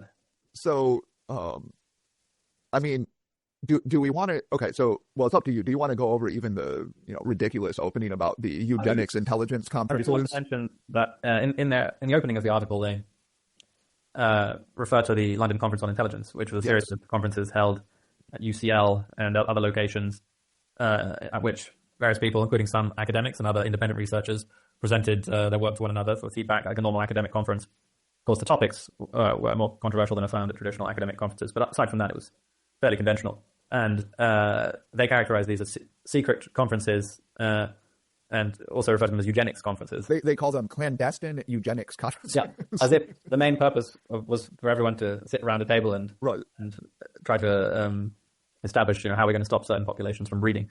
Yeah, so they characterize this as almost a global conspiracy. Yeah, and of course, they don't cite, from what I can tell, the rebuttal that was published in the journal Intelligence, which is a perfectly respectable journal that was written in response to various media mischaracterizations of the London Conference on Intelligence. But rather, they repeat these exaggerations and sensationalisms without citing rebuttal. So just as the previous paper I mentioned didn't cite any of the work that ran contrary to its arguments, this paper doesn't cite a very relevant paper that runs contrary to one of its claims. Right, and this is essentially this is how they open their paper, I suppose, to set the mood about how abhorrent this secretive club of eugenicists is, right? And this is what we're up against here. Precisely, I'm sure that's exactly why they did it. Yes, because they could have at least, as is normal academic practice, cite the rebuttal that was published in Journal Intelligence, even if they wanted to disagree with elements of that rebuttal. But of course, they pretend it doesn't exist. Yes. So something that I found interesting is once, after they set this up, they say, okay, among individuals, IQ is heritable. We kind of know this. But then they make this claim that most of academe outside the immediate field studying intelligence and behavior genetics probably thought that the issue had been resolved for the better. Race was a social construct. IQ tests were invalid. Twin studies were methodologically flawed. The bell curve was thoroughly debunked. So they're basically like, yeah, people outside of this field, they believed all of these things. And they seem to suggest that this was a good status quo, which struck me as odd because literally every claim they make there is wrong. It's pervasive misinformation. Indeed. And Turkheim himself is an expert on twin studies. He may recognize they have certain limitations. He may be more critical of them than he once was. But I would be surprised if he thinks that they are methodologically flawed, given that he spent much of his career doing them. Right, so we should make a distinction there between flawed and limited. Yeah. Every method in science will have limitations, especially when you're, wrestling with something as complicated as, genetic contribution to trait variation. So, of course, they're limited. They're not flawed in any way that, vitiates the results. It's not like a test for some chemical that doesn't actually test for that. Right, and the bell curve was thoroughly debunked. No, it wasn't. Even the APA's, statement on it basically confirmed most of it. Yeah. Anyway, I found that it's almost as if they were nostalgic for this time when everybody believed completely false things about the state of quote-unquote race science. Yeah, it's not 100% clear what they mean in that paragraph, but as you've noted, it's highly plausible that they're casting a positive light on that situation. Yeah, and they even say, they end this with this weird sentence, the liberal social science establishment could breathe easy. It's like, I guess the idea is like all good liberals were happy with this state of affairs. I don't know. It was bizarre. Yeah, I guess that's an acknowledgement that there's that liberals are inherently wary of from intelligence and behavioral genetics research. Yeah. So anyway, that caught my eye. I thought that was bizarre. And I mean, they never really say, that kind of nescience was unfortunate, right? They just seem to lament that it's been, that innocence has been violated by, quote, race science is back. No, exactly. The next thing I wanted to... Right. Some people, due to their genetics, they need to avoid certain foods. They need to follow certain practices. Right. There are all sorts of ways that if we're better informed, we can make better decisions. And to just rule out the importance of understanding, our genetics is absolutely insane. Is this what we will see every single day, ending in what the president has promised is millions and millions being deported? Yes. Trump's message, F around and find out. I don't want that person in my country, and I think most Americans agree with me. Our government is filled with the most incompetent and most lazy people. The people working for it are not doing what they need to do to take care of the rest of us. Say goodbye to the lazy and the crazy. Vivek joins Primetime. I don't feel bad for them at all. You're going to think your stuff's going to get cheaper? They do not give a damn about the cost of eggs. Nah. Just one quick additional thought on AI that I saw today, and it struck a chill down my spine, not in the sense that it's bad for humanity, but it will be a challenge. And that is that there are all sorts of professions, right? There are all sorts of jobs that on Monday will be secure, and by Friday they will be obsolete because AI can simply do them more quickly, more effectively, more efficiently, and with more excellence. So when I watch a baseball game, to me it's incredibly frustrating when the umpire gets balls and strikes wrong at best 10% of the time. Right? Sometimes it'll be 20, 30% of the time they'll get the balls and strikes wrong. We should have AI calling balls and strikes. And then the NFL keeps rigging contests in favor of the Kansas City Chiefs. So the Buffalo Bills went for it on 4th down, and their quarterback yesterday, Josh Allen, clearly achieved a first down by at least a third of a football length. So it wasn't centimeters, right? He clearly achieved a first down by 6+ inches. And they looked at the replay, and it was clear he'd achieved a first down against Kansas City. So at this point, it's the 4th quarter. The Bills are up by 1 point. They're driving. They've got the ball on about the Kansas City 40-yard line. All right, so they're driving towards victory. And the one official gets it right. The other official gets it wrong. And the two officials come together and side with the guy who got it wrong. Then they go to replay, timeout replay. The replay clearly showed that Buffalo had achieved a first down, and the NFL says, no, the call on the field stands. So why is the NFL repeatedly rigging contests and referee decisions in favor of the Kansas City Chiefs?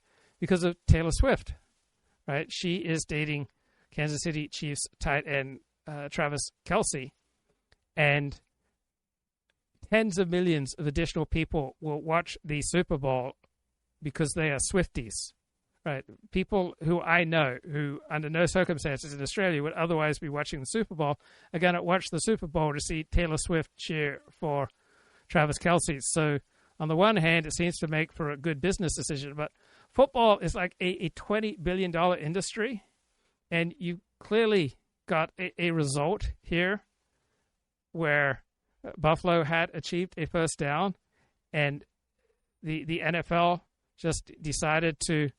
So let's see if we can go. Look. So this official here, right, he saw the first down, right? He caught it right, but then he walks towards the other official who got it wrong. So we've got NFL revenues, $20 billion per year, and we still determine 4th downs like this. Right, this guy gets it right, this guy gets it wrong, but this guy starts going over here in that direction. And with AI, right, we could easily know definitively. We can see definitively already that the Bills got a first down, but it's taken from them. It's rigged in favor of the Kansas City Chiefs. It's a $20 billion industry that's getting rigged. Right, I really like this Lindy Li woman, big Democratic Party fundraiser, but a conservative Democrat and frequently the voice of common sense. Immigration for me is a very, very big issue. I'm a legal immigrant. I'm a naturalized American. My family and I waited years to come to this country. This is not opportunism. This is just the way that I am. Yeah. And as you know, they say that a Republican is just a Democrat mugged by reality. I've been assaulted multiple times on the streets of Philadelphia simply for getting my dinner. Like, I was just standing there, and I mean, I have a paper trail. I'll file a police report. Like, this happened to me. And, you know, as I've gotten older, I've become more conservative. I grew up in the era of Barack Obama, and it wasn't acceptable to be a Republican. I think there were like 2 Republicans on my college campus. Right. It was just conservatives were just ostracized. I didn't realize until recently that not being a member of the Democratic Party was an option. Immigration for me is a very, very Right, that blown first down call against the Buffalo Bills was literally the tipping point in the game. All right, the Bills were in a position to win. They were favored to win, and the NFL had time, right? They took a replay timeout. It was obvious, like even a blind man could have seen it. Right, NFL throwing another game to the Chiefs. Skip Bayless says it was refs protecting refs, right? The one ref on the field got it wrong. The other refs sided with him, and then the replay refs sided with him.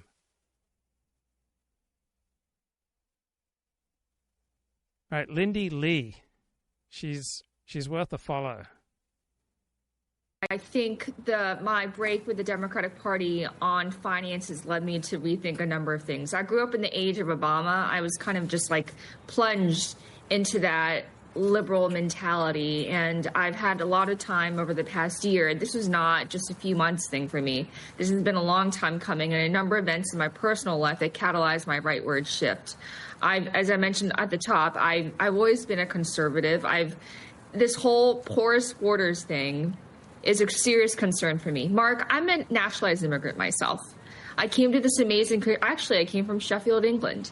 I came to America with just $200 with my parents. I was 4 years old. We didn't take any handouts. We came here the right way. My parents and I waited years to come to the United States. And then to see millions of people pour across the border is just it seems very unfair. I think my break with the Democratic Party on finances led me to rethink a number of things. Yeah, so follow Lindy Li. She's got a lot of good things to say. Sorry if this offends anybody, but I've turned rightward in recent years. So I get it. I may not do the same thing, but I understand where he's coming from. I've always been, center right. That's always where I've been. But the Democratic Party has been lurching increasingly to the left and has thoroughly left me behind. Right. They've left you. You haven't left them, really. Yeah, unfortunately, back in the day, not too long ago, maybe just 5-6 years ago, we would be able to say men shouldn't be in women's sports. And everyone would be like, oh, yeah, of course, like, duh. Now it's a crime to say that. Mm-hmm. I said that men, this is what I said on Fox. I said, men are men and women are women and men shouldn't be in women's sports. The fury over that statement was just like unbelievable. Sorry. Okay, what else is she saying here? Sorry, Okay, I like her. Let's get a little bit more. Thank you so much for having me. Well, I think maybe you were looking for someone to oppose the nomination, but I actually have personal interactions. Because I've been on Fox and Friends, I've met Pete, and he's my fellow Princetonian, and I actually think he's a pretty good guy. Wow, I was not expecting this from you, Lindy. I know, but fair is fair, right? I'm not here to gaslight anybody. I'm just here to present the facts as I know it. Although I will say a lot of people are saying his nomination is in trouble. We'll see. He's definitely a fighter. As he told Megyn Kelly, he said Trump asked him to be tough as blank. And he's certainly that way. And we'll just see if Joni Ernst can come around, because I feel like she's the linchpin on this. Yeah, so he was confirmed. All right, come on, give me more here. What else you got? Bring it, Lindy Li. Absolutely, and I've been working with the incoming RNC chair, Casey Crosby. She's absolutely amazing, and I've been able to introduce her to a number of huge mega DNC mega donors who are very upset about the way that the DNC has handled their money through the Kamala Harris campaign, and I've already recruited them. They've agreed to help the RNC. So it wasn't really even a hard sell. People are just extremely upset by the fact that the money was mishandled so poorly. And number two, no one ever addressed what happened. We never got any answers at all. So some of these donors are disaffected Democrats. And I wonder how the DNC is ever going to rebuild their image in the next 4 years, given that no action has been taken to remedy what happened in 2024. No answers have been given. So, good luck to them. I don't see any sense of remedial action. I know that you've taken a lot of hits because you essentially changed who you were working with and raising money for. What's the future for you in this new era? I'm excited for the midterms, honestly, and I'm also going to be involved in the 250th birthday of our nation next year. There's going to be a huge celebration around that as well. And that's something that I think Americans on both sides of the aisle can get on board with. But I am just honestly fed up with my own party, with my former party, and excited for common sense policies like strong borders. Trump is already coming out and issuing a lot of executive actions in that regard. Strong borders, common sense, a strong economy. And I think, I'm excited to see what the next 4 years hold. All right, Lindy Li, thank you for your time as always. All right, what does Bill Burr have to say? I like the Chiefs. You're really going out on a limb, aren't you? Dude, hey, listen, the Eagles are really good, but I also chose... boy, are they? But I chose the Chiefs. The Eagles are going to have to be up by at least 30 points. All right, go there, Bill. Go there. Oh, then ignore. Go there. No, I'm not. Ignore. I'm not ignoring. Then ignore. I'm not ignoring. No, go there. No. That's the greatest team you're ever gonna see. It doesn't get any better than that. And it's just the football at the highest level. And if you're not appreciating what's going on, then there's something wrong with you. Oh boy. Oh boy. It's a show. Okay, they're all shows at this point. Like, I think there was a while there where I think. Listen, let's be honest. Okay, there's always been point shaving, mob gambling. It's always been, and all sports have always been like that. But I think we're going into like an unprecedented time of that on all sports or whatever. So I'm not just singling them out. I don't care about that stuff. But I'm just saying, like, you think the Chiefs are not as good as we're making them out to be, Bill? I mean, I'm trying to put the hammer directly on the head here. It's a business. Yes, it's a business, and you got to look at the problem with the Chiefs is Patrick Mahomes doesn't have a dance partner. Well, you had Bradshaw, Staubach, you had Montana, Elway. He's just the only guy. So if you don't like the Chiefs, you should everyone should buy the jersey of that kid on the Redskins. So then the NFL will be, maybe there's some money. Maybe this is lucrative if we could sort of. I don't think it's fixed. I think it's massaged. There's definitely more back rubs on one side than the other. I mean, I don't know. Like, dude, you know what kills me was when I watched the NBA in 2000. Massage. I was going like, this is fixed. This is fixed. Well, at times it was, wasn't it? Yeah, right. But then they do the Oswald thing. They blame it on one guy. Right. Yeah, it was just him. It's like, if I'm on an officiating crew with you and I'm shaving points, how long before you figure that out?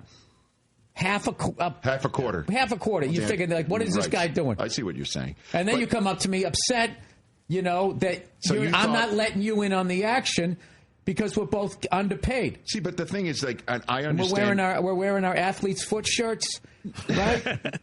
And our dirty slacks. Like, you ever take one of those American airline flights with, like, the propellers? Yeah. You ever see the pants of the pilots? I mean, they're getting paid less than a substitute teacher. It's insane. They come in with those old black Reeboks on. They look like they're waiting tables at Applebee's, and you're putting your life in their hands. They're grossly underpaid. I'm not saying they're bad pilots. It's just like It's like there's nothing spiffy about it. So you'd feel safer flying on a plane with a guy with a better pair of pants. Is what you're saying. I'd like to see a crease. I'd like to see a crease going into the cockpit. I don't want TGI Fridays. But it's a party. Like they got a bunch of miserable people walking in the back having to sing happy birthday to somebody. So watching at home, part of you, Bill Burr, thinks that when Allen's stepping into the line of scrimmage in a 4th down and short, and he's called and he's barely making it to the line of scrimmage, just a little past it. Maybe he's got the first down, maybe he doesn't. And maybe one guy says it is a first down and the other guy says it isn't. You know which way it's going to go. Somebody's sitting there going, here's my chance to get that massage? Like, is that what you're saying? Because, again, that's. I just think, where is the money? Like, come on, man. They got all the stars. They got Taylor Swift. I mean, that's going to be a lot. Like, it's a business. Why are they an entertainment league? Why aren't they a sports league? So you're thinking that there is a thumb on the scale. I'm asking you. Yes, sir. I'm asking you. Yeah. Why are they called an entertainment league? Why are they not? Because they're a sports league, but it is entertainment in this day and age. You know what I mean? If you're called an entertainment league, yes, and a game is proven to be fixed, you can't be. From what I've read, you cannot be tried because it's entertainment. It's sports entertainment. So you don't think the Chiefs are as good as they really are? I'm not going to say that. Okay. I'm not going to say that. I'm just saying that it's a business. You've got Chiefs fatigue. That's what you've got. What? You got a little bit of the Chiefs fatigue. You're tired of watching. It was rigged. All right. The Bills were robbed. Now the Democrats care about inflation? It's $10 to buy eggs, Rashida. Plus, I'm the king of the world!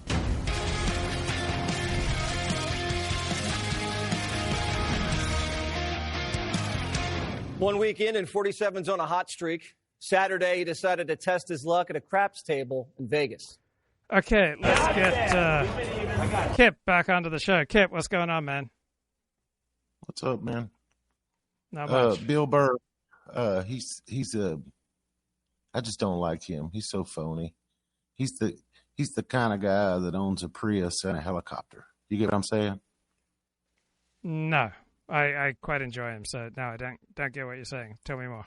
Well, what's a Prius owner screaming to you? What is he as a Prius owner in Southern California? What's that scream to you?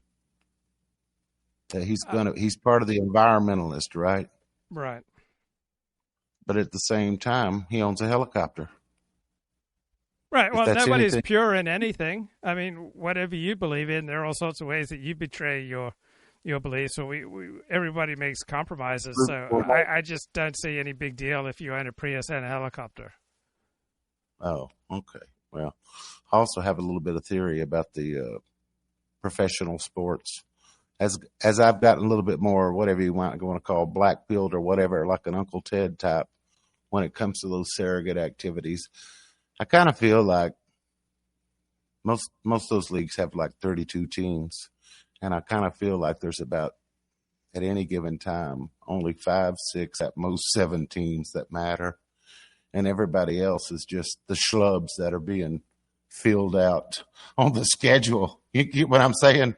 For the teams that matter to play, you know? Yeah, well, Bill Walsh, I used to cover the San Francisco 49ers when Bill Walsh was coaching them, and he'd say, yeah, at the time there are 28 teams in the NFL, but only about 6 of them are capable of winning the Super Bowl. Mm-hmm. Well, I guess you're talking about a capability fact, and I'm probably adding in maybe management. You know, there's only so many managers that really give a shit about pursuing that ring every year. And we would have to agree, love them or hate them. I hate them. Steelers would be one of them, right? You agree? And it varies from year to year. So Bill Walsh wasn't saying that it's the same 6 teams every year. But each year there are about 6 teams who are capable of winning the Super Bowl. Like the last 8-10 years, the Steelers have never been capable of winning a Super Bowl. Well, what I'm telling you is there are not 32 passionate owners in the NFL. You get what I'm saying? There might be 6 or 8 that really eat, sleep, and breathe that stuff in the manner that their super fans do. Does that make sense? Right. The Jones family is clearly checked out. They're not invested much in the Dallas Cowboys except as an entertainment product. And so as long as Jerry Jones is the general manager of the Dallas Cowboys, they're never even going to get to a championship game, let alone a Super Bowl. I mean, they just hired Brian Schottenheimer as their head coach. My God. Yeah, but in the 90s, Jerry Jones would have given Shylock his pound of flesh. Yes. For another, you get what I'm saying? So that I guess we're both right. There are just many of those owners in the whole thing. The rest of them are just somebody for them to play on the schedule. But it is true that stuff waxes and wanes with the age component, factored into it. True enough, right? Yes, correct. Okay. What else was I going to say? Earlier you had mentioned something about some fella being chipper about capital flowing back from Asia to America. Yes, Alex Castellanos. Yes. One of the great magic acts that America did, I don't know, for a period of time, was we were able to export inflation. And of course, that's something nobody's going to talk about. Nobody wants to talk about. But somewhere along the way, it was all fine and dandy when China started making goods for America, and they spent the money, in places in Asia and all that stuff. That was all fine and dandy because we were able to live beyond our means without the chickens coming home to roost. But what happened, Luke, was eventually they started getting U.S. Treasuries. They caught wind, maybe some smart bean counter told them that's not the way to do it. What you ought to do is you should buy U.S. Treasuries. And that's what they started doing, is buying U.S. Treasuries. So basically it comes those dollars come back to America. You get what I'm saying? Well, during the 1970s, when OPEC raised oil prices, they still had to invest those dollars somewhere, and so those dollars would still come back to America. Right. Yeah, right. Sometimes, but maybe not all Asian countries have caught on to it, but China at least has caught on to the fact that, America, they may have the fanciest army and navy and all that kind of stuff. Maybe we do, maybe we don't. But there's more than one way to skin a cat. So I think, as always, China may be playing the long game, on this particular deal. So I'm just saying. Hey, have you seen those photos of China where they redirect an entire 10-lane freeway around one house? Like the United States, I didn't realize this, but the United States uses eminent domain far more than China does. China will redirect enormous public projects such as freeways around one stubborn homeowner. Like the United States government can get things done in a way that the Chinese government apparently cannot. I don't know if it was Bugs Bunny or Wile E. Coyote, but I saw a cartoon about the exact same thing. You know what I mean? Where maybe Bugs Bunny was just making such an ass of himself that he just woke up, and instead of moving him, they had an interchange all around him, spider webbing out in every direction. So, such is life. You were showing the Chinese lady. Lindy Li. Yes, she had that. She was like one of Eliot Blatt's Chinese ladies, wasn't she? There's enough American in there. There's no mangling of the language going on. It's just perfect. Why can't I get those at my Chinese restaurant? Well, can you get them at your Chinese restaurant, or does Eliot Blatt not let them leave San Francisco? What's the story there? Do I meet Chinese who are 100% Chinese? Yeah, I think I do. I mean, I don't like Chinese food, so what's... Oh, okay. So you don't go out and get services and find Chinese people that speak English. You just don't necessarily. Your dry cleaner isn't Chinese. You're not having regular interactions with Chinese, is what you're telling me. Is that what you're saying? I do, but I don't think about it. I don't understand. I have interactions with Chinese. I have interactions with Japanese. I have interactions with Koreans, and I'm quite fond of all three types. Do they have? Of people. Do these people that you interact with have command of the English language? It varies.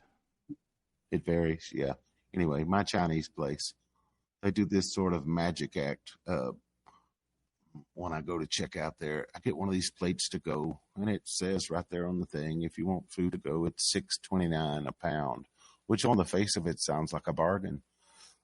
And then, so like today, just like so many other days, I talked myself into getting a plate to go for me and the dogs. It's something we can share together. They enjoy meat on a stick, and I enjoy some other things. So anyway, it's one of them deals where you make your plate and you put it on the little scale, and the scale says $6.29 a pound, and you put the plate on there, and it says like 1.8 something pounds, and it's going $11.98, $11.99, $11.98, kind of wiggling back and forth. And the lady says, anything else? And I said, no. And she said, $14.90. And so I take my finger and I hold it over there to where the scale is. And I'm like, the scale says $11.98, $11.99. She said, $14.90. So I pay the $14.90. And I just wonder, what's the mysterious $3 charge? The tax should be about like 90 cents or $1 or whatever. So, but it's one of those like soup Nazi situations, because there's not another Chinese place in town. You get what I'm saying? Yeah. Would you marry one of your dogs? Like if you really loved her? No. I'll give you a strange marriage thing that I considered with a friend of mine, a black fella named Mr. Rowe, right? It's a dude, and he's a dude. And, they started doing this hot and heavy, gay rights this and gay rights that. And I say, Mr. Rowe, I'm not gay or anything, but you'd be a hot catch. And he's like, what do you mean? like, I don't know, man. Maybe one day I'll put together a plan where, like, I offer you something like to make you my wife or something, and then you're gonna die. He's gonna die before me because A, he's black, and B, he's 13 years older than me. You know, so it's gonna happen. He's most likely gonna die before me. And I just told him it's just gonna be a shame to see your 22-year Army pension, and then he did like got a pension from the school system, you know, afterwards. And then, of course, somehow, him being black, they know how to work things out to where he got some kind of 100% disability, so he gets some other fun stuff that normally you or I would just get stuck with Social Security, but he gets something enhanced beyond that. So I told him, I was like, it's going to be a shame because you've ran off every woman you've ever been around. You know what I mean? So in this world, we ought to be able to work it out where we could just be gay on paper. And then when you die, I could just take whatever benefits. And then if I die or whatever, you can get my sorry ass Social Security or whatever that would go along with it. But is there any way to game that system? No homo? Sure. I mean, that's a beautiful, inspiring story, Kip. Yeah, yeah. Have they made it to the point where a couple of fellas could game the system without having to show up in front of some third party and you have to like prove that you actually like this person or whatever? Yeah, no, you don't have to prove that you're getting plowed by the other dude in the ass to get married. God forbid. God forbid. God forbid. That's what I'm saying. I'm just not into any of that kind of stuff. But it would be a shame because I think he is one of these fellas that gets like he don't have a penny to show for it, but every month shows up, he gets like $5,000 a month, and he just like pisses through it like a hot knife through butter, and then he like shows up on the first the next month with like $53 in his bank, and it happens all over again. So it's just got it. Did you ever watch Jerry Springer or know people who went on the Jerry Springer show? No, why? What's got with those are? I just watched a documentary on Jerry Springer, and one episode, I immediately started thinking of you. It was about a man. He left his wife and his 2 daughters, and he married his pony. And, oh my God! And I immediately thought of you. And what was he thinking about? Was there some kind of legal loophole that made this make sense? No, he loved the pony, and he was like French kissing the pony there on the Jerry Springer show. He was like, he had a full-on, fully intimate relationship with this pony, and the pony seemed to really love him too. Yeah, there's a couple of things that kind of, you could tell I've been pretty black-pilled pretty hard along the years. One of the reasons I got black-pilled, I guess you could say early on in life, is, I get told by the military, you got a 127 IQ. You're going to go places. You're going to do things. And I'm thinking, that's the same kind of shit my mom used to say to me. You know what I mean? Is that the same kind of shit Desmond used to say to you? Try to get you all pumped up and shit. Yeah, my parents, my mother, when she was carrying me, she was convinced that I was going to do something important for God one day. Yeah, and I was raised with that. I was raised with the teaching that I was going to do something great for God. You're special. You're special. So even though you weren't born a Jew, trust me, I've listened to a couple of Jews. They come up. That's part of that specialness or whatever. So anyway, chosenness. I was chosen by God for important work. Yeah. So anyway, they got these places called MEPS where you take these tests and they tell you, man, you're smart. And the only way I caught on to what they were saying here was because the Air Force was trying to steal me away from the Marines. They wanted me to be an air traffic controller. And I was like, no. The Marines have already told me I could be an air traffic controller. And then the Navy was like, we want you on a nuclear sub and we're willing to pay you this amount upon graduation of school and all this kind of stuff. And I was like, no, I just want to be a Marine. But anyway, they were showing me the scores and they were like, explaining like a bell curve and stuff. And of course, I'm like you, man. We know the extent of our intelligence, and mine, for example, you can fit on the pinky nail. You get what I'm saying? Look forward. But yet these motherfuckers are telling you that you're special. Saying horse shit your mama. No, was I always you. believed it. No, I always believed it.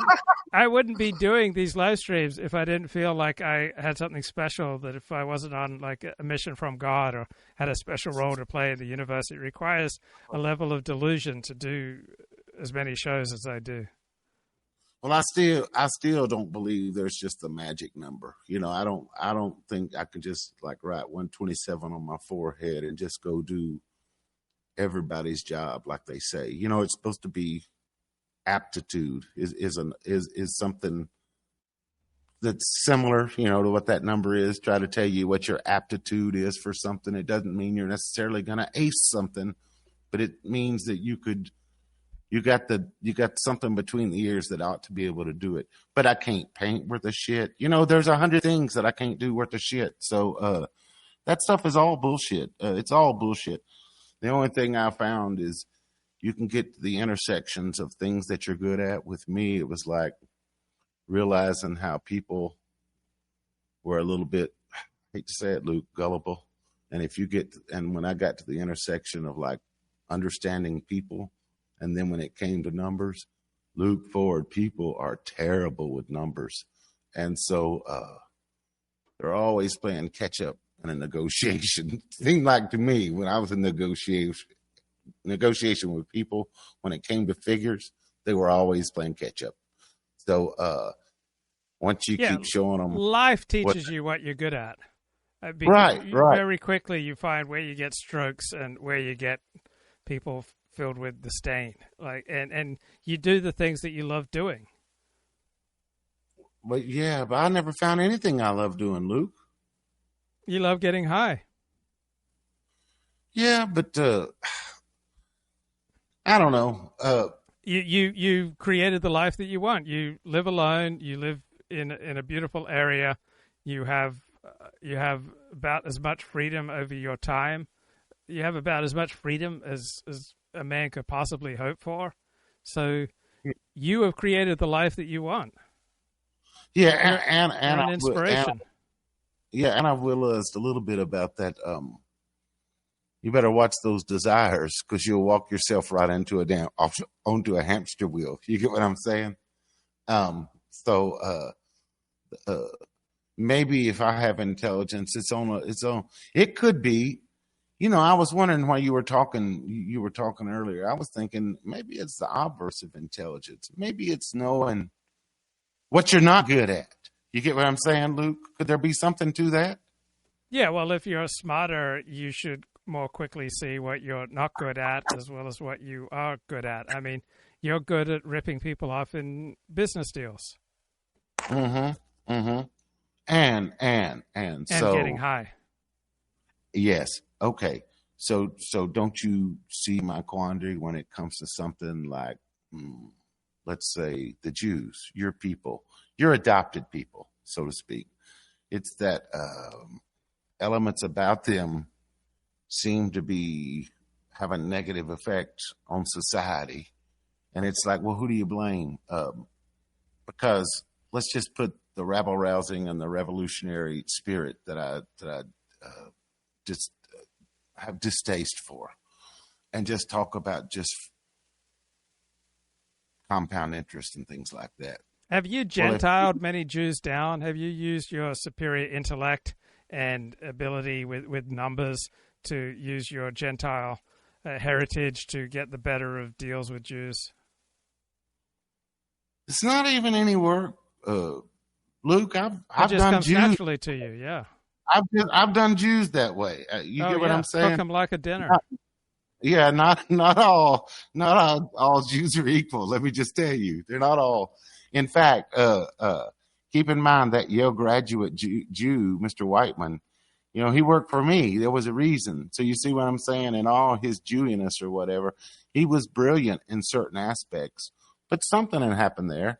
He had lost focus somewhere. He shouldn't have been working for me. He was a Yale graduate, completely capable of having his own goddamn thing. You get what I'm saying, Luke Ford? Well, you've got like a rat's cunning. Well, but how does that translate? Like if you were in prison, you would be King Rat. You would run the prison, And like you would be the one who would be like raping all the other dudes, not because you enjoyed it, but just because it was like a way of expressing power and dominance. Like I could totally see you running an entire federal penitentiary. I'll tell you why you're wrong there. You're right if I could outsource the violence, Luke Ford. Well, rape is a different kind of violence. I know. But if we're in a situation, what happens in life, what has happened in life is a fellow that's a little bit smarter comes across a fellow who doesn't have any conscience. And that fellow that don't have a conscience might not be so smart. And he lets the guy that's smart be the brains of the operation. You better watch the fuck out when those two get together. Because that's a mean combination. You get what I'm saying? That's a mean combination. At that point. I mean, you could be incredible if you just teamed up with someone who was really smart. No, it would just be, it would be like, I don't know. It'd be like the lending operation from hell. You know what I'm saying? If you got boiler room. Yeah, something like that. I don't know. Penny stocks. You'd be great at selling penny stocks. I told you, I'm a mystic now, so I can't think that way, Luke. But I'm just telling you, people are suckers. What's his name? WB Fields. WG Fields. A sucker's born every minute. Yes. You never go broke underestimating the taste of the American public. Yes. Yeah. But I feel like there's probably, this is where I lose faith in my own people, because I know if there was a nation full of me, that shit, whatever went down, you said were the end of the WASP and the rise of the Jews, whatever it was, the late 40s, 50s, whenever that happened, that shit wouldn't have gone down so fast. If there was more like me, but unfortunately there's not. And what do you like to do when you're most high? Do you like eating? Do you like chilling? What do you do when you're at your most high? Music. Music is the thing that really makes that nice. But here lately, I've been chomping on Advil, so getting high didn't really have the same effect. Why are you chomping on Advil? Is there a hole in your soul? No. I'm sorry, I said that wrong. It was the leaves that I've been chomping on. I re-aggravated 10, 11 years ago. I had an injury going down the gangplank to my houseboat one day, and fell on the ice, and being a Gentile and all, I could have sued the shit out of them, but I didn't, because I like living there. And I probably re-aggravated that injury 5 or 6 times, and I don't know even what it is. Is it a hamstring? And did you look up on YouTube what exercises you need to do to overcome this injury? I tried, but I was deluged with possible, the injury could be this, and the injury could be this, but don't you know any Jewish doctors? They could tell you. Like, shame you don't belong to a synagogue. You just go to the synagogue, tell someone there what's bothering you, and they'll get you to the best doctor in town. But there's a price to be paid for that. What's the price paid? You know what I'm saying? That's a whole package there. It's a package deal. When I was telling you about my friend that did the 22 years in the Army and then went off and did the school teacher and stuff, I respect that, Luke, because that's something I couldn't do. Maybe intelligence is a blessing and a curse, because somebody like me needs like a change of scenery every couple of years. You ever heard that from people? Yeah, you're a wandering man. Yeah. I mean, I don't know. In much the same way we spoke about it once before, somebody like me wouldn't need to work in the police department, because you'd put me out in the field, and there would be so many chances for illicit opportunities that I would just write my own ticket. Yeah, you should not be on the vice squad. You should be in the janitorial department. Yeah, the cops that get in trouble, I think they face. I would think being a cop, I would think half of your fear of being a cop would be the day that you got in trouble being a cop and had to run into all the old guys that you put behind bars. I would think that brings a whole set of fears onto itself. Speaking of fears, Marine Corps tested me and everybody for seemingly everything, but there was one thing they did not test us for. When you were young, you remember seeing they would give operations on television. They would they'd show somebody's knee being worked on, on a Saturday show Sure. or a Sunday Yeah. show or whatever. Okay. Even from a young age, I couldn't see those. I would have to change the channel or whatever. They would turn my stomach. So I'm here to tell you, I would probably not fare if you and I were in a foxhole together and all of a sudden I look over at you and half your face is gone or whatever. I'd probably be, if I can't watch an operation on TV, you think I'm going to be able to give you some triage without needing a damn joint or something myself? You get what I'm saying, Luke? Well, luckily you've always got a joint close to you. But it's funny, I just started watching this Korean TV show on Netflix. It's called The Trauma Code, Heroes on Call. And it's about an incredibly arrogant emergency room doctor. And it's very compelling. He goes out on helicopters onto mountain ledges and rescues people. And there's a lot of explicit surgery in it. Oh, well, that sounds too gory for me. Not something I would like. Not something Correct. I would like. What's some of your favorite all-time TV shows? I mean, going back from TV was good to now. I like Cheers. I like Cheers. Okay. I liked Yeah. Mary Tyler Moore. Uh-huh. And I think Mary Tyler Moore was extremely popular in its day. It's not one of those things that we see like Carol Burnett in syndication or whatever, but at its time, it was extremely popular. Oh, Especially I liked not the Hogan's Heroes. Oh, I don't know that I like that one so much. And the Here's Beverly Hillbillies. Yeah, And yeah. Gomer Pyle. That was quality telly. You like Gomer? Yeah. Yeah, I I like didn't Gomer hear Pyle. from He you. was a beautiful singer, too. What about the ones I mentioned on chat the other day? Rockford Files, did you like that? No, never watched that. Miami Vice, did you like that? No, never watched that. The Equalizer from the 80s, did you like No, that? never watched that. Jeez, Luke Ford. What about The Prisoner? Remember that series from the 60s, The Prisoner? Never watched that. I just can't win with you. Let me see if I got anything else on my list. Oh, none of the tech we use now, Luke Ford, it didn't have to be, leading to degeneracy the way we see now. What should our tech have focused on? To try to save off the, decadence that seems to be kind of creeping The into problem is society. not in our tech, it's in our souls. But more importantly, it's not really in our souls, it's in our society, it's in our community. We have degenerated in terms of social coherence, cohesion, social trust, an easy, connected feeling with our neighbor. And we've had way too much immigration the past 60 years. So I liked the level of social harmony that America in the 1950s had.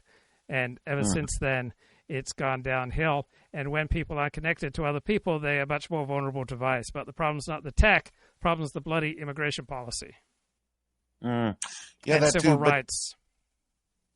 But I don't know, this sort of consumerism as it is now. Do you think it's deleterious to community, to a sense of community? No. Do you think it has No, effect no. on that? No. It's All very right, minor. well- It's just having bonds with other people and connection and a feeling of immediately being at ease with other people who are similar to yourself. But I got to run. Good to talk to you, bro. 10-4, see you, man. Bye. See you, man. Bye. Okay, let's finish off with a bit of Jesse here.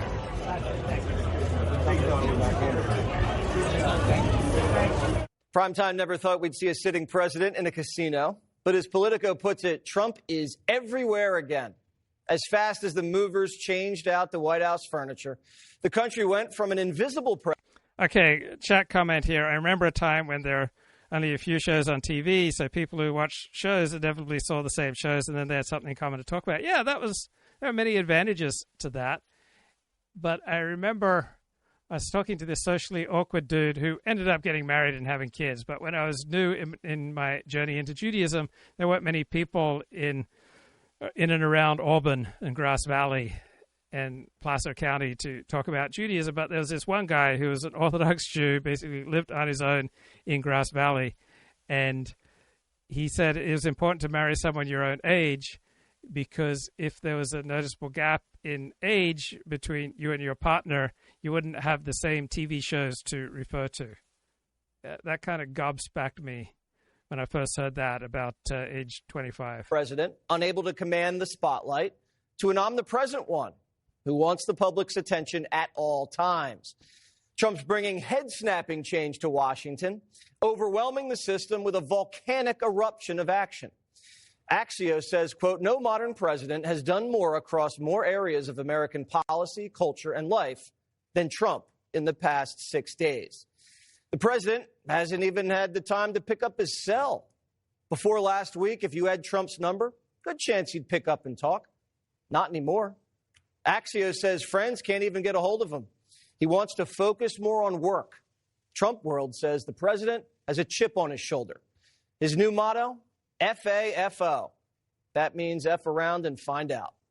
And a lot of people are finding out. The 101st Airborne Division, the Screaming Eagles, are landing at the border alongside almost 2,000 members of the U.S. military. And from L.A. to Georgia to Chicago, Border Czar Tom Homan and his crew are busting up migrant gang hotspots. Almost 1,000 illegals were detained just yesterday.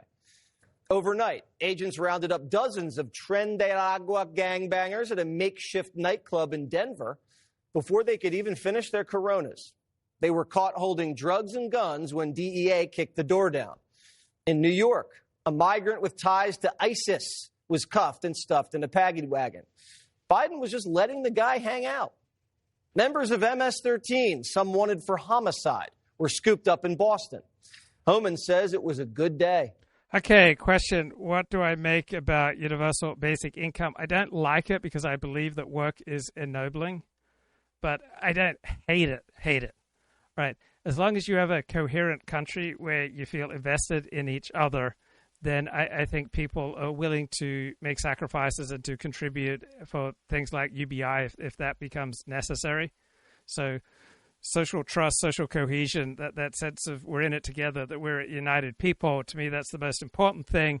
That's even more important than whether or not we have socialized medicine or universal basic income. Now, I don't generally like welfare unless people are in such a desperate position that they desperately need it. But social cohesion and trust is more important to me than whether or not we have universal basic income or socialized medicine. Right. If we were a more united, cohesive country, we would have socialized medicine. But because people who pay a disproportionate amount of taxes see certain groups taking a disproportionate amount of welfare and not contributing much to the tax base, that makes your average American not want to build up, say, a socialized medicine or UBI, universal basic income. So I think overall work is ennobling, is good for you. But I don't hate socialized medicine or UBI. I hate the huge amounts of immigration that we've had the last 70 years. I hate the way that we've incentivized litigation over the most personal parts of our lives through civil rights legislation. So I would love to be done with all civil rights legislation, and I want a complete end to immigration, certainly an end to birthright citizenship, and I want a rapid repatriation of everybody in the country illegally. And they're just getting started. I want to go back to those military flights going south. As you said, we have never seen that before.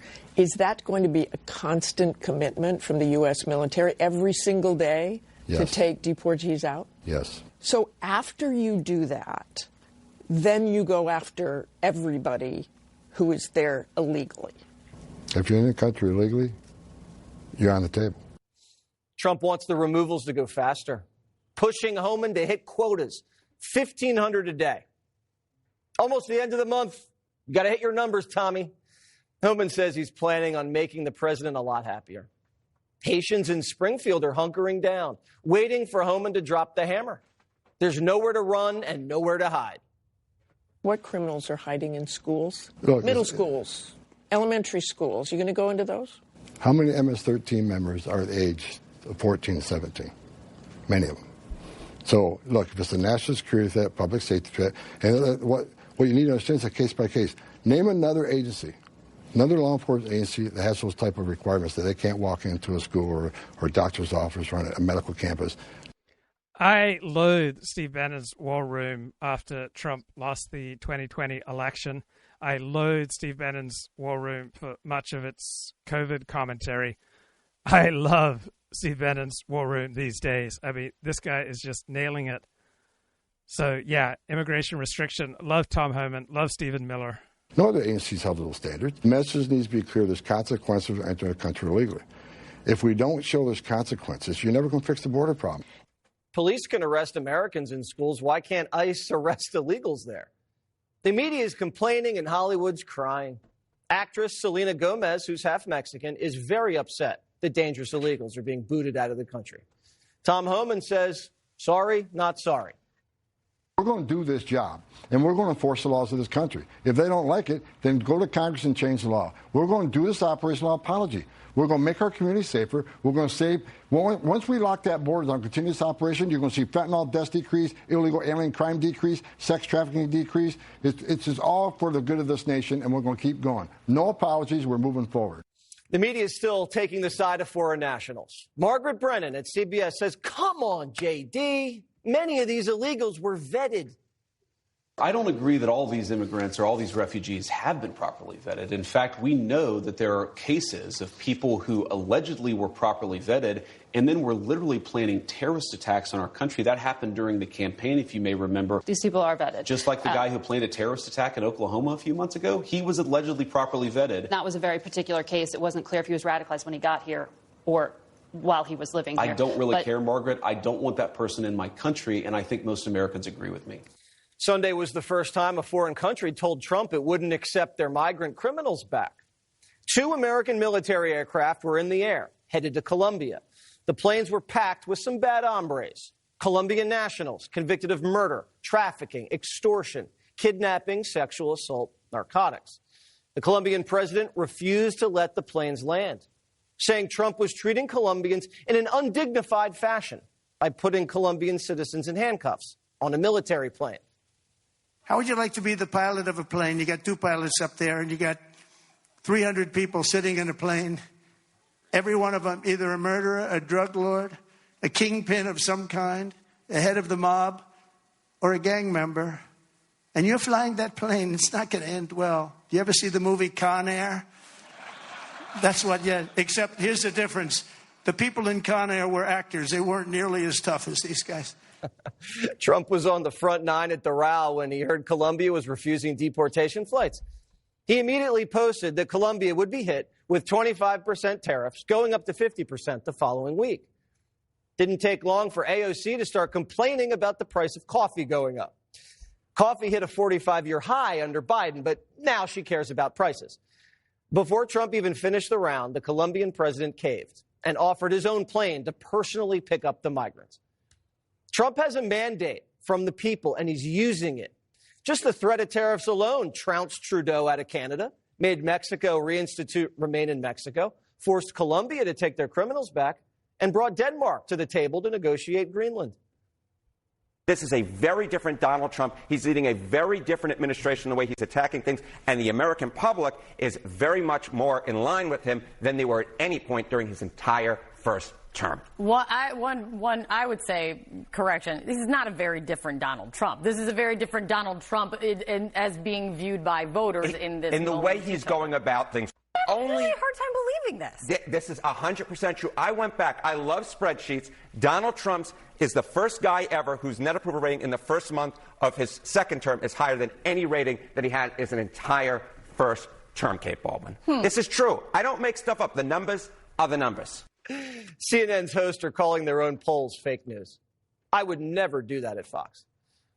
You notice what CNN's not showing on their screens? Protests. During the campaign, CNN said Trump's mass deportations were illegal, immoral, and straight out of Nazi Germany. And now that he's carrying them out, the whole country's like, did you see the Chiefs game? The American people were ready for change. And Trump's winning the battle for hearts and minds. The New York Times admits the right owns the culture. and the left is losing the battle of ideas. For the first time in 4 years, people feel like Washington listened to them. What I'm saying is what resonated with the voter. What voter out there can look at the Democratic Party at this moment in time and say there's a voice for us, somebody that speaks for us, that goes up on Capitol Hill and fights the fights that we want them fighting on our behalf. They didn't do that. And that's why their behinds are home, and that man is back into the White House. And they want to sit up there and talk. You look at the networks right now, they're talking about, look at it, this is the latest, look at him, here he goes again. Well, you know what here he goes again means? He's doing what he said he was going to do. He promised you he was going to do these things, and he walked into office week one, and that's exactly what he's doing. They said Trump couldn't win, tariffs didn't work, and he wouldn't deport. They were wrong about everything. This is what representative government is supposed to look like. They told you it was impossible because they never tried. And now, here we are, just a week in, and it looks like anything is possible. Valuetainment founder Patrick Bet-David joins me now. All right, PBD, Colombian deal over the weekend. No. We should be grateful to Jesse Waters, who turns it a great show day in, day out. That opening segment is killer. And damn, I love Steve Bannon these days. Here he is on Megyn Kelly. Any acknowledgement of the rape trees and the fentanyl and the murders that are happening to Americans because of it.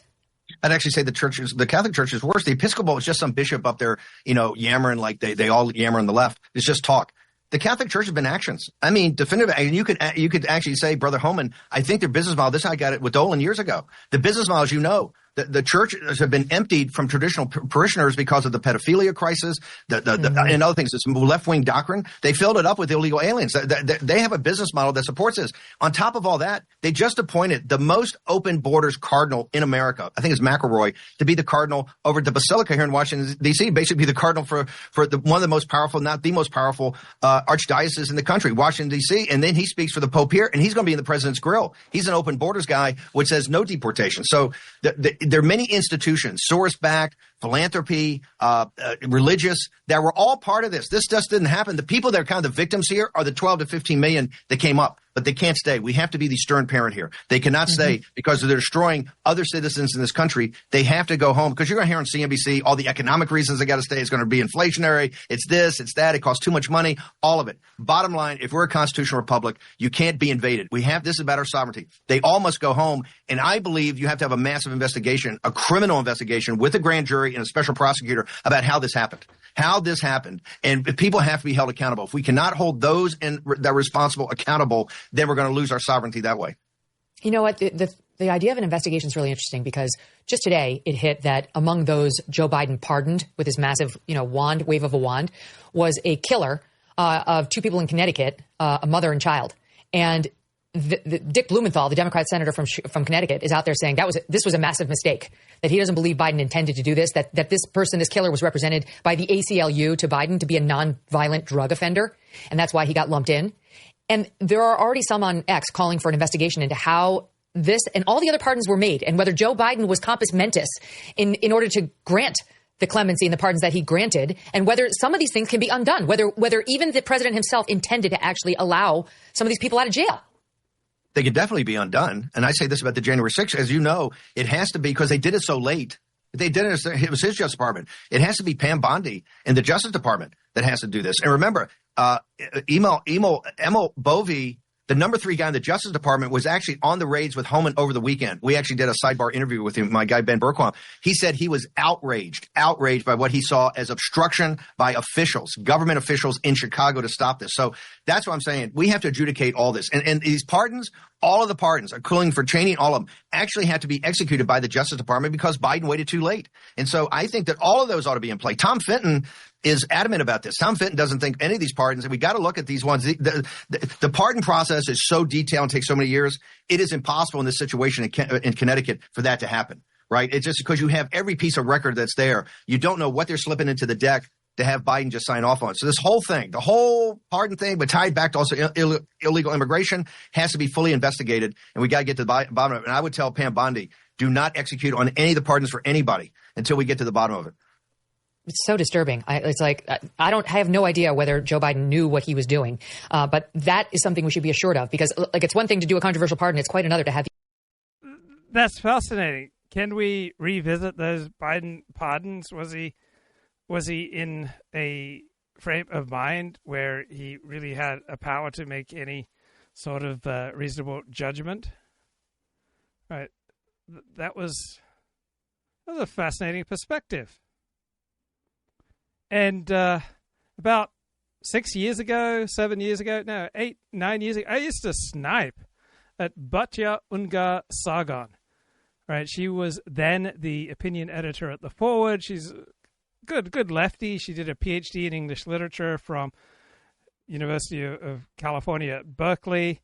And I would make all these criticisms of her where she was really nice initially, but then she just got tired of me and she just blocked me on Twitter. But my God, she's awesome these days. And she's on Megyn Kelly. So she makes the case for Trump from a left-wing Marxist perspective. It's kind of amazing. It didn't allow. Meanwhile, it was the Secret Service trying to track down somebody who threatened a government official, which has happened under every administration. You have things like, take a listen to SOT 24, which is a transgender Chicago high school teacher with some tough talk for ICE. ICE can now raid classrooms. And as a high school teacher, I just want to make one thing clear. If someone tries to come in my classroom and take one of my students, one of us isn't leaving the classroom. Play with me.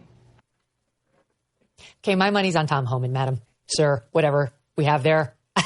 This is right, but it's like, it's interesting to me, Batya, because this is what we're going to get. Let me show you one more. Okay, this is an unhinged Chicago teacher having a similar, like, you bring it, girl. Meanwhile, these are like heavy set, pudgy little, in that guy's case, wig wearing, not tough guys trying to be like, I'm ready. I've got my gunslingers and I'm going to take, it's like, could you please just have a seat? Have a seat. Here's the second person. ICE in Chicago with my students? You think I'd be scared of you trying to come up in my school? You don't think I already have a plan and a backup plan and 56 doors in the building and 17 routes on how to get to each one? I mean, no offense, the district can give us training on what we're supposed to do over and over and over again, and they have. So I was not a fan of Megyn Kelly back in, was it late 2015, when she asked that very nasty question of Donald Trump in the first Republican debate, but her YouTube show was excellent. By the way. But I got my own plan. Because there's no way. There's no way. You ever talk to one of my kids? Ever. Never. Hello, God? Someone needs to talk to you because that's who you're going to talk to first before you ever touch one of my kids. Because I don't play about mine. And never have. I don't think a religious person would speak this way. Right? There is inculcated in you, if you take your religion seriously, that pride goeth before a fall, and you're just much less likely to be this kind of arrogant, cackling fool. And if you've been around for a while, you know that. You're going to shoot an ICE agent. Baby, I've written a manifesto up here on what I would do. Okay, I can see your manifesto has gotten you far in life. This is the same group of teachers, may I remind you, Batya, that during the COVID pandemic made their case that they could not possibly return to school to teach the children they allegedly love so much. And the way they wanted to express it was through my very favorite video of all time, interpretive dance. Here it is. Make it make sense. Yeah. Okay. Safety. But I guess tough guys like it's this essential. have a plan to take on ICE and make them Keep see our God students before they touch one of those children. Safe. And just for added perfection, this is just the same way you have with like J-Lo and others who are campaigning for Kamala and Kamala herself. Every once in a while, this teacher who's sounding just like you or I do starts to slip into her, I have a plan. You don't think I have a plan? Like, I don't know if it's Latina or what it is, but it's some sort of fake ethical appropriation by these teachers so they sound like they have credibility. I have a plan. Could you just, the acting on display today, it's a lot. I guess we better buckle up and get used to it. Your thoughts? I mean, the grunting and the acting and the laughing, like, it's clear that this is some sort of sexual fantasy these people have of these ICE agents coming in and them getting into this brawl in this protection of their students. I really want to ask them, why do you not care about the students of yours who have been totally shortchanged by the millions and millions of dollars that are going into ESL to educate students who are not American citizens? Where is the compassion and the empathy for the black students who are paying the highest price? Because, of course, they always drop these kids in the worst performing, poorest neighborhoods where kids who are already getting shortchanged and short-shrifted on education are forced to bear the burden of the pieties of these actors and performers. It's so disgusting. And of course, you know, we talk about this a lot on your show, Megan, like these people are enforcing their open borders woke agenda because they are not themselves paying the price. It's the opposite. The elites have been lining their pockets with the proceeds of this mass migration because it is not them who have to pay for it. They, in fact, are the consumers of illegal labor. And so they show up as if they are the ones with the higher moral high ground and the pieties and the virtue, when actually what they have done is wage class warfare on much poorer Americans and working class Americans who are struggling to give their children the American dream and can't because Joe Biden and Kamala Harris and the Democrats writ large have imported 15 million people to jump the line and take that American dream from them. And it is just so unbelievably amazing to see a president show up and say, you don't have to live like this. You are not alone. And the fact that so many Americans are being represented by Donald Trump, that's really where his power comes from. The fact that this is wildly popular proposals and policies that have purchase, not just with Republicans, but also with the vast majority of Democrats. I'll just say one more thing, Megan. I have never seen a person like Tom Homan show up so ready and eager to do the job, so qualified, from day one with a smile on his face because he doesn't care about the lies they're going to throw at him and the pieties and the garbage that they're going to spout. He knows that he, like President Trump, is representing the best interests of this country, and he's going to do it with a smile no matter what they throw at him. That man is a hero, and he is so the perfect person for the job, just like President Trump. So true. I showed this to Steve. I don't know if you've seen it, but Selena Gomez is a great example of it. 422 followers on Instagram, 422 million followers on Instagram. And first of all, she's the one who starred in that Emilia Perez, which is up for 13 Academy Awards, who's pushing the trans nonsense on Americans and American youth. I mean, I wonder if she's got a thought for what happens to American youth who gets pushed into this when really all they had was some family dysfunction and absolutely no gender confusion, but they get caught in this cult that has taken over, especially with young girls. Where's her empathy for them? It's not present. She just wants to be part of the people who push it. But she...